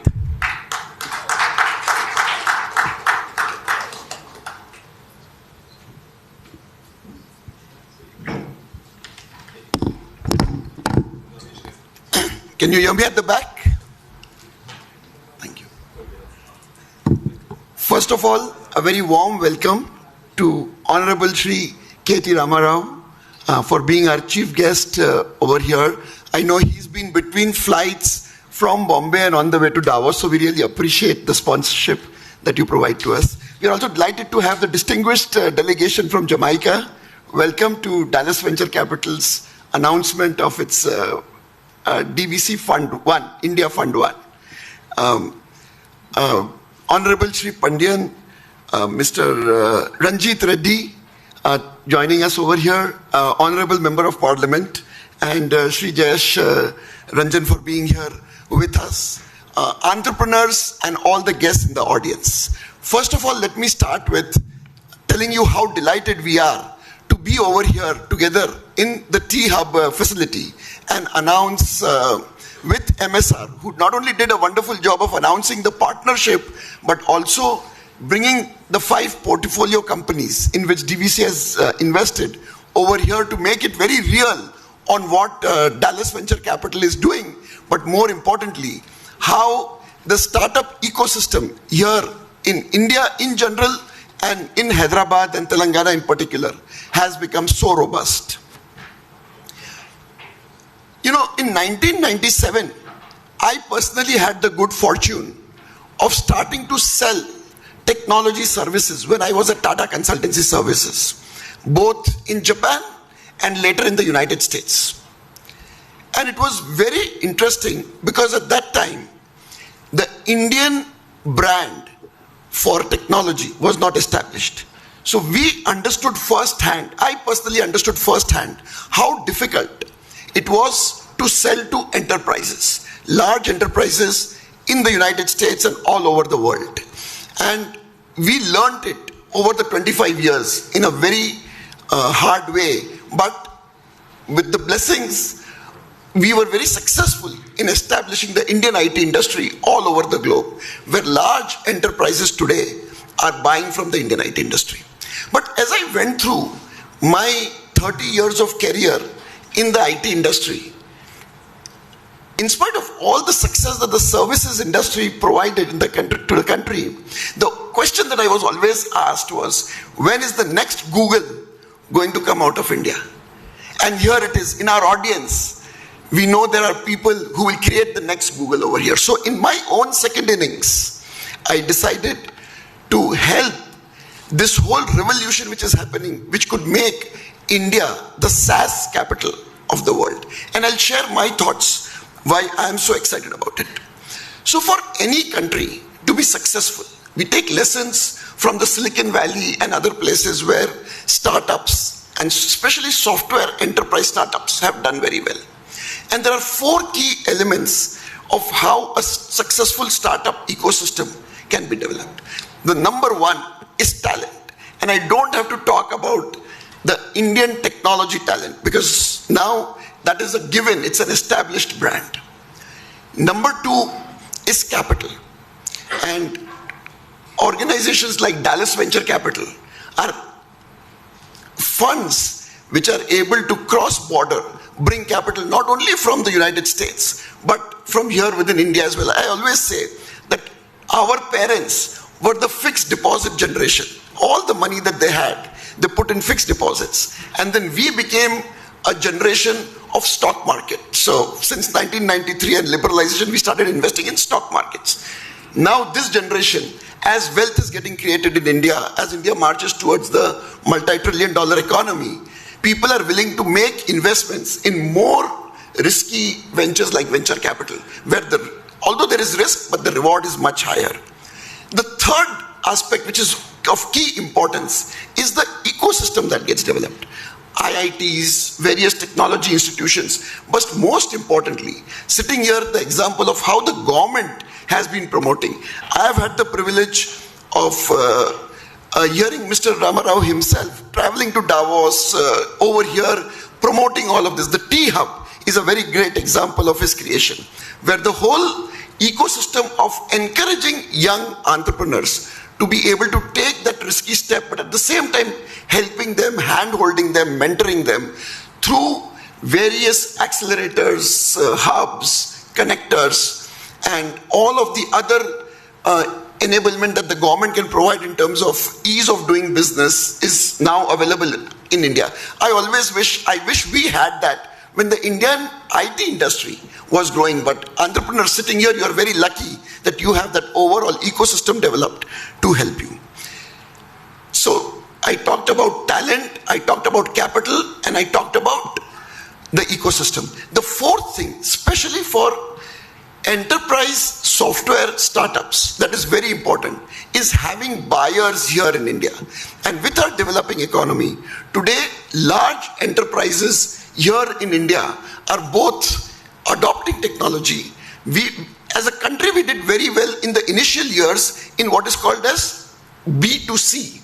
You know, the Flipkarts and Paytms and all of that were consumer startups. But now, Indian enterprises are willing to buy, as you saw from examples of Disperse and VUNet and others sitting over here, talking about how they are able to sell to Indian customers. And that provides not only a very good customer where you can sharpen the product in the Indian market and then take it world over, but also it provides great exit opportunities with things that what Tata Digital or Reliance Jio has been doing in terms of being able to provide a very good exit to these startups. So all of these four things now have come together, and that enables us to be able to help startup and make a very profitable investment for our LPs in India developing startups.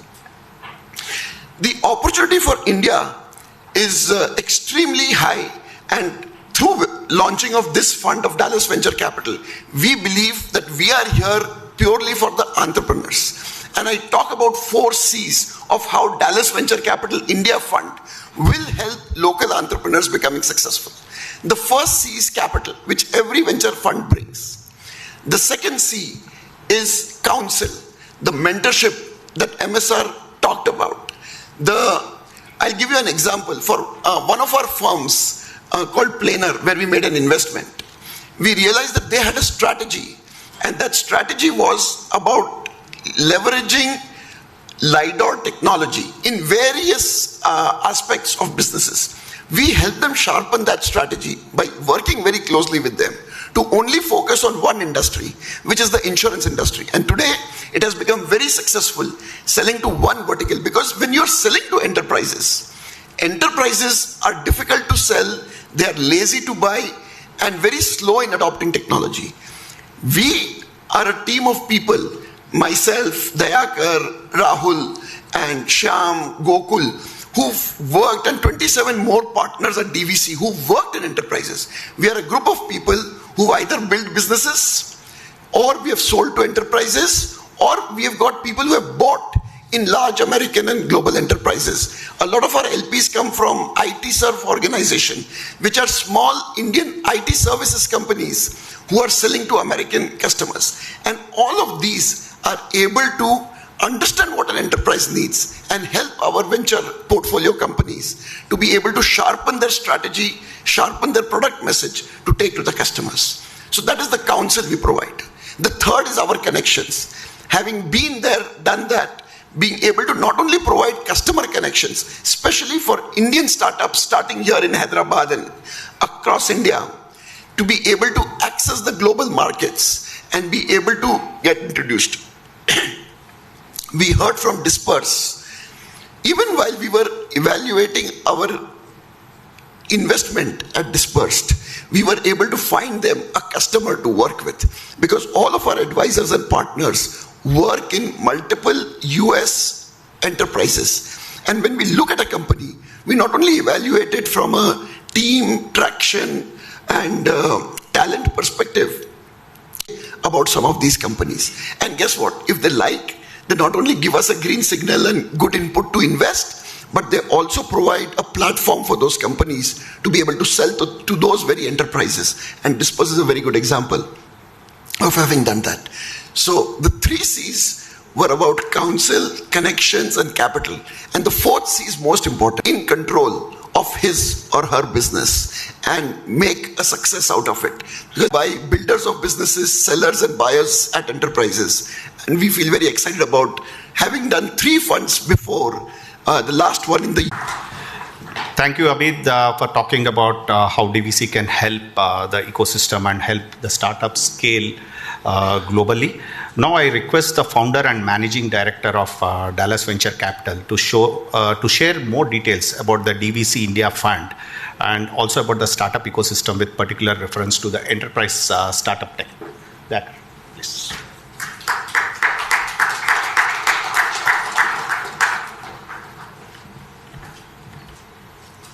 First, I would like to thank all our guests here, especially Sri K.T. Ramarao Garu.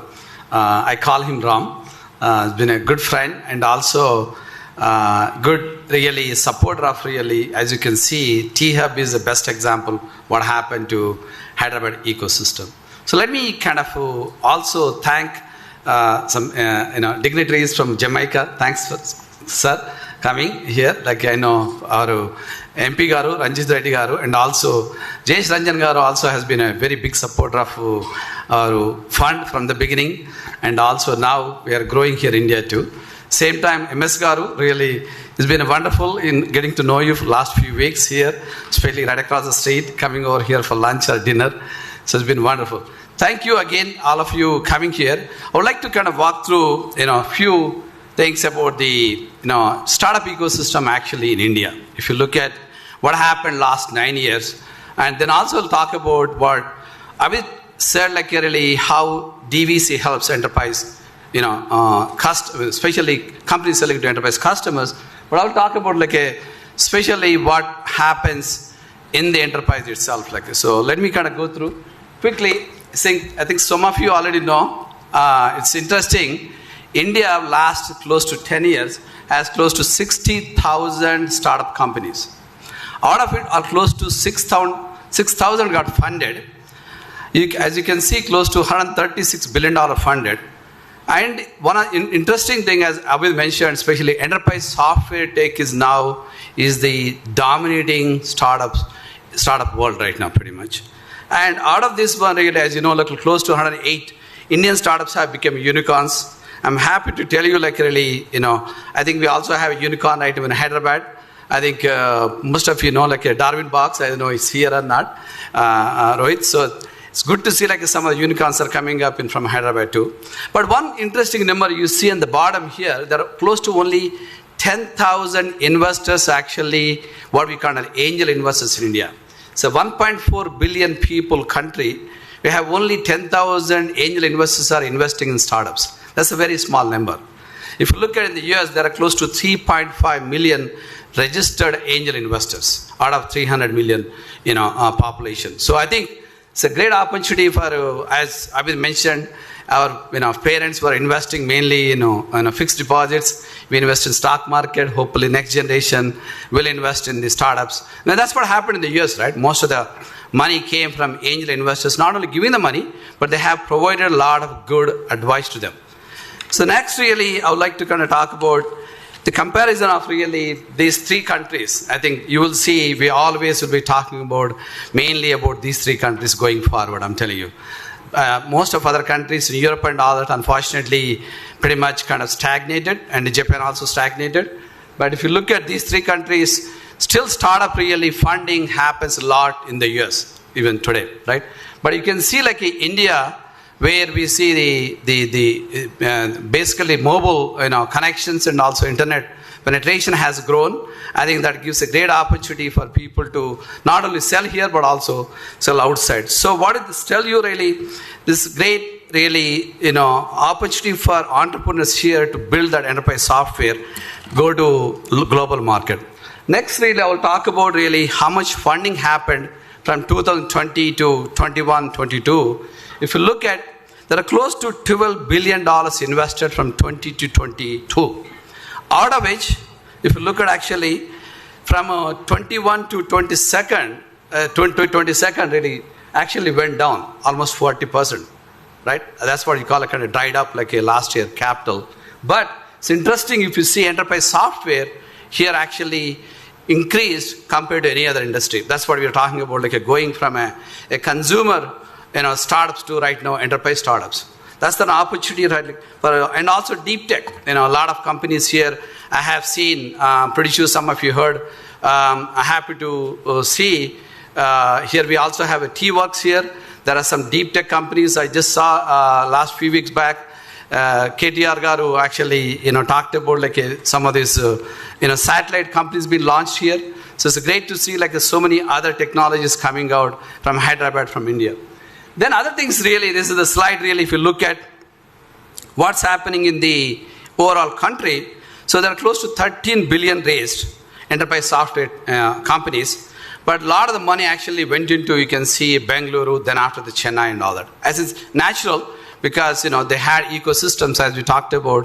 Zoho is one of the companies started in Chennai. You saw one of our portfolio companies here, Hippo Video, came from that. And also even Disperse, some of the employees came from Zoho. When you have a company creates a ecosystem and have really created close to $1 billion revenue company, running from Chennai and from other places within Tamil Nadu, makes a big difference for entrepreneurs. Get out from that big company and start other companies. I think we're going to see the same thing in Hyderabad. I think now we are seeing Hyderabad and Pune is becoming emerging, pretty much enterprise software places. Other things really you look at really next really how many companies got funded. If you look at really right, so it's a pretty good number really. If you look at in 2022 also we had close to 303 companies funded. That's what we see a great opportunity for DVC. A lot of these companies got really what we kind of call a seed funding. As you know, we invest mainly Series A and all that. The next, this is a really slide, I don't know how many of you have seen or not, but this is done by a US venture fund. It's a big, large venture fund called Bessemer Ventures. They predict India will really have a 50 billion annual recurring revenue software companies by 2030. This is a huge number. I think we have seen it's already happening, where you see like a Zoho or Freshworks, some of the other companies with their annual recurring revenue growing every year. Then let me talk about like really how DVC actually journey has been. It's always been a really interesting for me. I started before not many people wanted to start a product company here. I started in 1996 actually started my first company. We had close to 150 people in Hyderabad. It was a mobile messaging software company. So I always have taken a challenge. Before, as you know, most of the people here started a lot of good IT service companies and done very well.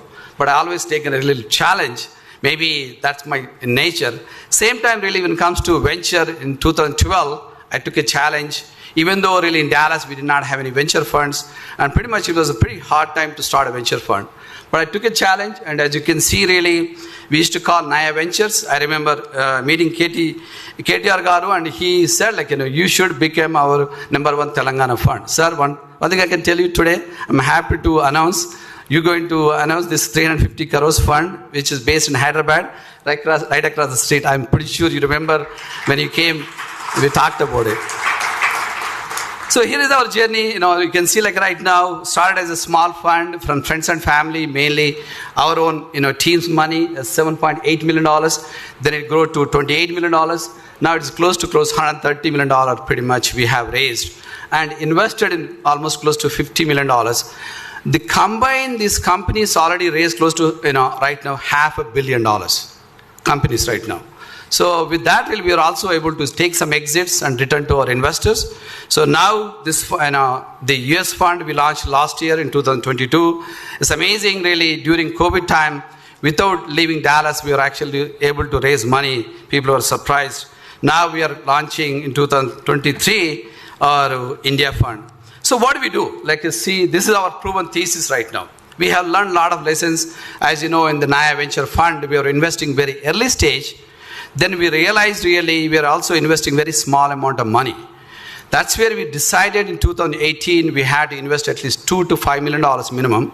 And the company had to have at least what we call a product market fit. With that, we focus strictly on the B2B SaaS companies and also where really the recurring revenue could be anywhere $500,000 to $5 million. And we our minimum check we write is $2 million. That's what has been a very success story for us, and have really shown this one to our investors. And we also had to have what we kind of call a DVC advantage fit, what Abhi talked about. If we can't help the company, we will not invest in the company. We have, as Abhi talked about, 4 pillars.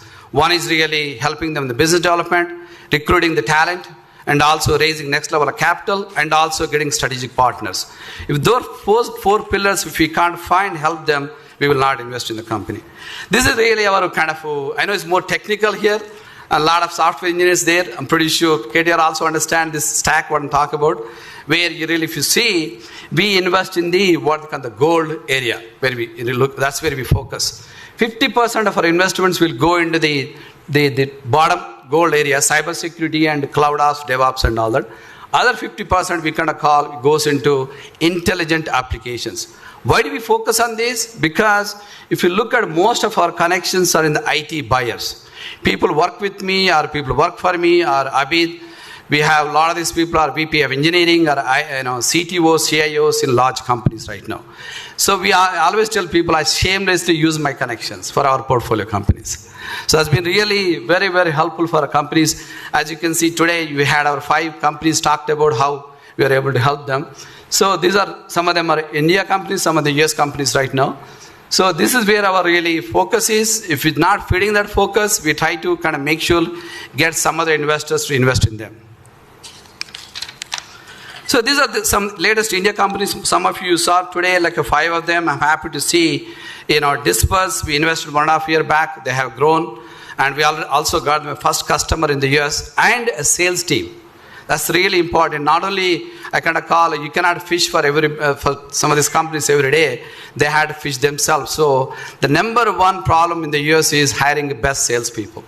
It's really hard to hire if a startup good salespeople. So that's what we focus, sales and channels. I didn't talk about, but I was helped one of our portfolio company, CoStack, get Virtusa as a partner. Virtusa got them 20 customers. So that's what I kind of call hitting multiple pins with a single ball. So that's where we try to kind of see how these companies can grow their revenue and able to raise next level. How do we source companies? So as you can see, a lot of institutions here in Hyderabad. And that's the great thing about having Hyderabad, some great institutions and also now the ecosystem. As Abhi talked about, really, I didn't have this one when I started in Hyderabad or even in Dallas. We did not have even any mentors actually. After raising $55 million, burning close to $2 million per month, really, I did not have anybody to tell me you should not be burning money when you don't have any customers yet. So I think really a lot of lessons you can learn from people who are in this group right now. So here is our team. I think this is the main important part I think that I want to stress on. The team is the most important thing. A startup company and also a venture fund. Because really, as you mentioned before, where really, we kind of call people who are with building software, selling software, or buying software. So as you know, I've been building software all my life. And Abid has been selling software, as I mentioned, as a TCS sales guy, selling in Japan and all that. He actually even lived in Japan. Then Rahul Merchant, unfortunately, could not make it today.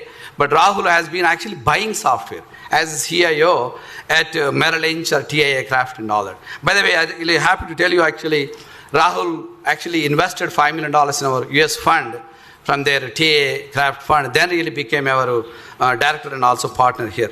And our India team here, some of you met here, Sham and Kiran. If you did not, please say hello to them. Gokul, they all been doing a great job. And we also, I would like to announce recently, we got Karthik actually joined us as a venture partner. And we have Raj Srivastava, who is a professor and an advisor. As you can see, we put together people from institutions and business people and technology people, and also some of them also have sales background. Our US team also consists of really, great people coming from the banking background like Ravish, and Shailu is an entrepreneur, Raghu is an entrepreneur. They are here. I would like to recognize them. Thanks for coming here today. And Venkat. And this is the team is able to help our portfolio companies go to next level. It could be business development, or it could be funding, or exits. The next slide really I would like to kind of proudly say, I know a lot of may not know, actually, even when I mentioned from our portfolio companies in India. It's not a small number. As you know, every IT high-skilled job creates another 6 jobs, basically. These are direct jobs created by our portfolio companies in Hyderabad and also in Chennai, Bangalore, in Gurgaon, and different countries. But majority of them in Hyderabad, if you see. Most of our Fund 1 companies have grown from 2-3 people to 400 people. And some of the CEOs are here right now today. I'm happy to see their growth.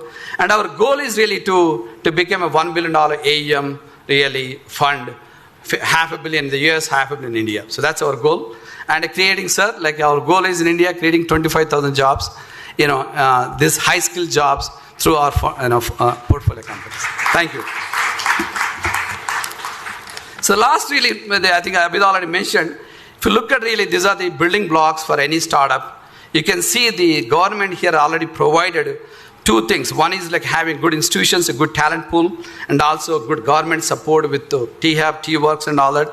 And especially with the other really skill programs. I know Task is one of the great thing happened, Telangana, having that team helping a lot of enterprise companies able to find good talent. Task, I don't know how many of you know, but have been done very well under JSR. And two other things we bring here is one is the funding, and the other thing also you can see what we call a DVC advantage, which I already talked about. Thank you again, all of you. Sorry for long, really, my presentation, but really, I'm looking forward to meeting some of you if I did not meet. And at the same time, would like to make sure next time really JSR and KTR Garu will come to Dallas, and hopefully we'll announce our next fund in Dallas too. Thank you, Dayakar, for sharing the details about the DVC India Fund and what it is going to do, and how we can deepen the startup investor pool in India, and how DVC is creating an impact across India and particularly in Telangana, and how we would continue to do that, and definitely for outlining the future objectives of DVC and how we are going to create about 25,000 high impact jobs over the next couple of years, which will spawn lot many more ancillary jobs. So we look at least creating about 100,000 jobs at the minimum through our portfolio companies and through our investors, apart from all the mentoring and coaching support that we'll get across. Very happy to mention for some of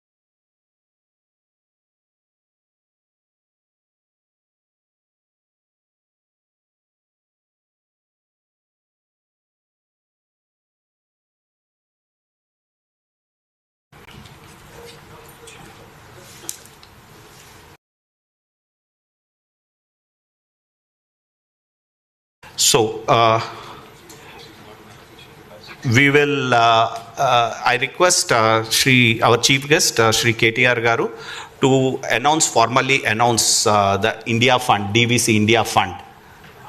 So do we have?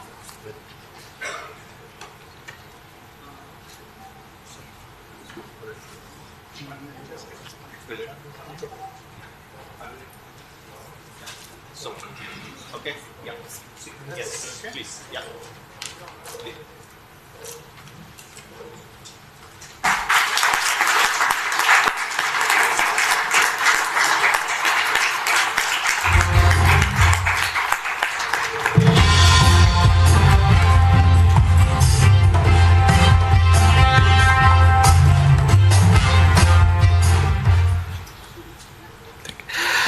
I would now request our chief guest, Sri KTR Garu, to share a few words and his thoughts about the venture fund and DVC.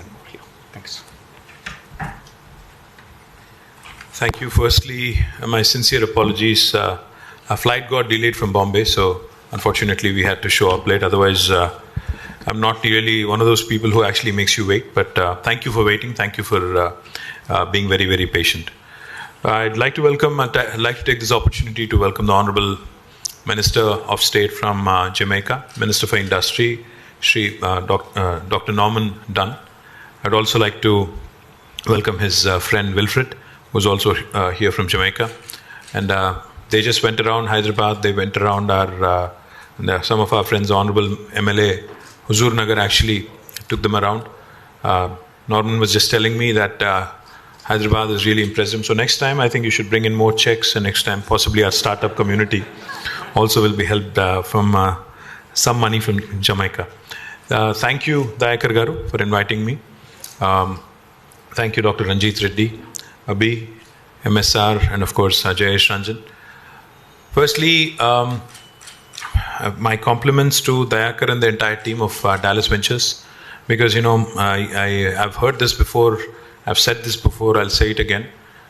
While there may be 60,000 plus startups in India, out of which 6,000 plus are in Hyderabad, many more elsewhere in other parts of India, the fact is, as Dayakar pointed out, there are only 9.5 or thereabouts 10,000 angel investors, 10,000 people literally investing into startups right now. Now, the reason being, because even when people started investing in stocks, like Abhi was talking about how our parents were into fixed deposits and savings, and the generation that we come from basically started investing in stock markets, and now how he wants to see the next generation invest more in startups. One of the things entrepreneurs in India, one of the things investors in India feel is, especially about investments, they feel that to invest in India, you should not be a venture capitalist, but you should be an adventure capitalist. It's a bit of an adventure, sometimes for somebody to invest in India. But let me assure you, things are getting better. Things are certainly getting a lot better. In fact, just this morning and yesterday, we spent a lot of time in Bombay talking to a number of business houses, of course, inviting them to invest in Telangana in various sectors. The one takeaway for me as an individual, as a minister, is, there is a newfound confidence that raising capital is no more a challenge. Whenever I talk to any prospective investor, whenever I talk to a startup, whenever I talk to any venture capitalist or any financial agency for that matter, to raise capital in India is no more a big challenge. In the sense, the world is looking at opportunities to invest. What am I saying? We have Canadian pension funds, sovereign funds elsewhere, like ADIA, like GIC, the Norwegian sovereign funds, which are looking basically for opportunities to invest across the world where they are assured a certain return on investment. Now, India, in that context, presents a humongous opportunity. As a country, we are developing. As a country, we are only at 3 trillion in terms of our economy size, with a huge potential to grow over the next few decades, to actually grow exponentially, if you ask me. So therefore, any investment that you make into a growing economy, any investment that you make into a growing country with stable and able leadership, and most importantly, talented workforce, is only going to pay off. So therefore, raising capital, no matter what sector you're currently involved in, my suggestion to my young friends from the startup world is that raising capital is not a concern anymore. Because as long as you have an idea, that has merit in it, raising capital will not be a challenge, because there are enough and more people wanting to give you an opportunity. But the question is, how do you hone your skills? How do you ensure, Abhi talked about the 4 C's. How do you ensure that you actually reach out? How do you ensure that you keep control of your organization? How do you ensure that in your creative pursuits, you don't lose business sense? How do you not burn cash even before you, like you said, Dayakar, how do you not burn cash even before you have any customers? So these are the things, the soft skills that you need to acquire to be able to succeed. So in that context, when I look at Dayakar and Dallas Ventures, my mind goes back to 2014, when we felt Telangana and Hyderabad needs an innovation ecosystem which is robust and which can compete with the best in the world. 7 years back, we realized that innovation is a combination of expertise across and a synthesis of experience across different domains.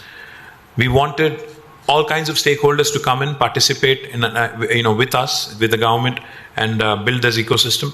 Today I'm delighted. Like I said, 6,500 plus startups across 50 plus sectors. More importantly, we have number of incubators in various sectors who all have been working very, very closely together, which is very, very heartening. Telangana has been ranked 4th for performance in the India Innovation Index reported by Niti Aayog. So we have 3 more spots to conquer. We are not content being the 4th or 3rd or 2nd. We want to be the top city.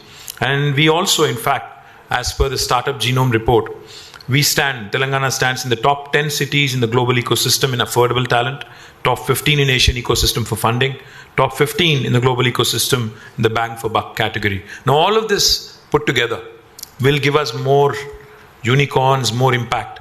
But I've said this before and I'll say it again. Startups, success in startup world is not just in value creation, in just the deal flow, in the big numbers that get thrown at. And the other thing somebody told me, a venture capitalist told me, when the whole unicorn piece was being discussed, he said, just because somebody thought, a startup is valued at $1 billion and writes a 10 million check, does not mean the next check also will value it equally and similarly. So these valuations, these whole assessments of unicorns versus sunicorns versus decacorns and others, while they are good, while they are impressive, 108 unicorns that Dayakar mentioned, I think what is more important is the kind of impact you can create in the ecosystem, the impact you can create in the region that you operate in. For instance, from T-Hub, India's first space tech company, Skyroot, in fact, which sent out the first rocket, Vikram S, was incubated at T-Hub. Now that's a big statement if you ask me, because space tech is a new frontier that India wants to conquer. There are a lot of youngsters out there who want to do it. Even Elon Musk's SpaceX succeeded only in the 3rd attempt in sending a rocket into the space. But our Indian startup from Hyderabad, from T-Hub, succeeded in the very, very first attempt. And that's a matter of great pride. Even Dhruva Space, another space tech company from Hyderabad, also was able to send nanosatellites into the orbit in its very first attempt. Now, this is the kind of impact I'm talking about. Now, this will open up doors for a lot of other countries, a lot of Eastern European countries, Middle Eastern countries, to send their satellites, to send their rockets to the Indian startups who can then launch them into the space and orbits. So this is the sort of impact I'm talking about. They are not unicorns yet. Eventually they might be, or they may not be, I don't know. But the point is, it's not always about deal flow and numbers. It's about the impact you create. It's about how positive your societal impact has been, and how in a developing nation like India, you've actually managed to create employment, wealth, and at the same time, like I said, positive societal impact.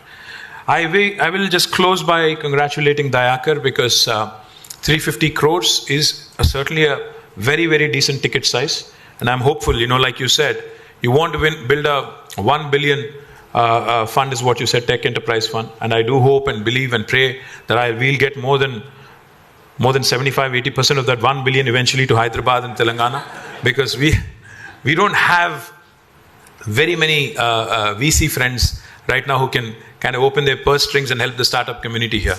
And I do hope and pray that your ambition to create 25,000 jobs in India also materializes. My compliments, congratulations on the 350 crore, that is about 43 million USD fund that is being launched by Dallas Venture. And good luck, all the very best. I'm sure you will succeed and do really well. Thank you.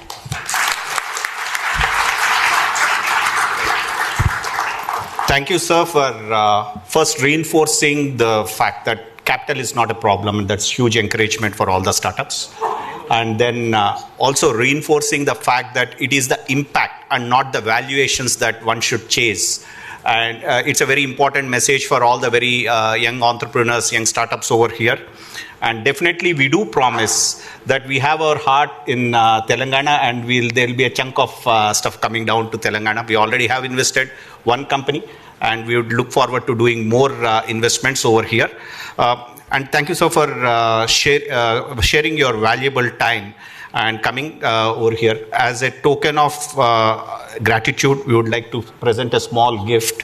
I would request Sri Karthik Polsani, our venture partner, and Sri Gokul Dikshit, partner in the India Fund, to come across and share us. I have it. Yeah.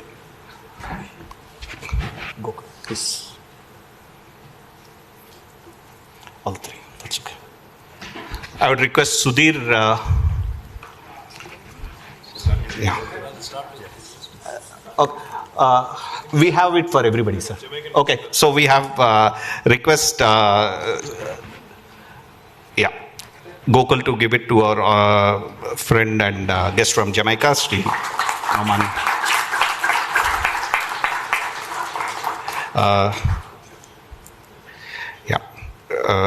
Request Sri Raghu Chitimala. Request Karthik to give a plant, present a plant, KTR Garu. Request our venture partner Raghu, who has flown all the way from Dallas to attend this event, to give a small token to our MP, Sri Dr. Ranjit Reddy Garu.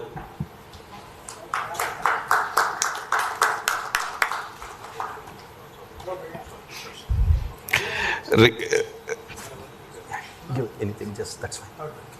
Request Sudhir to give a small token of appreciation to Sri Jayesh.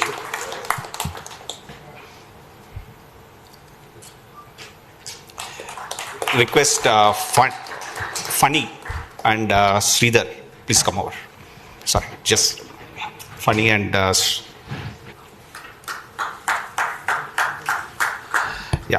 Funny to give a small token of gratitude to Sri MSR Garu.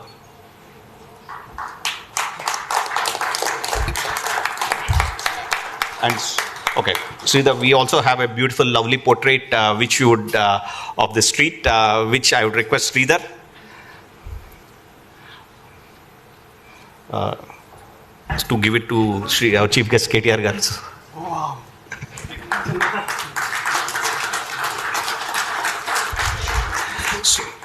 So that's okay. So now for we request Shyam Penumaka, partner, to come and give vote of thanks, and after that I would request all of you to join us for lunch. All the dignitaries to join us for lunch.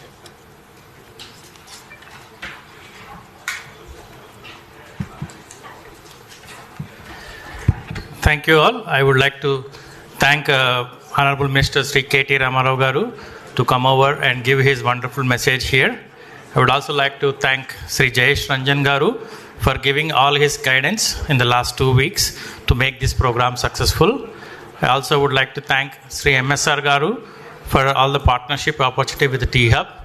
And also I would like to thank all the dignitaries who have come in, Sri Ranjit Reddy Garu and Sri Saidi Reddy Garu, and also our team from Jamaica. I would also like to thank all our LPs and investors who have invested in our fund, and all the founders of our portfolio companies. I would also like to thank all our friends and well-wishers and the guests who have come to this function today. And I would also like to thank all our partners who have helped this this function successful. Team Pumpkin, T-Hub team, and Mansi, especially from T-Hub, and all our catering partners as well.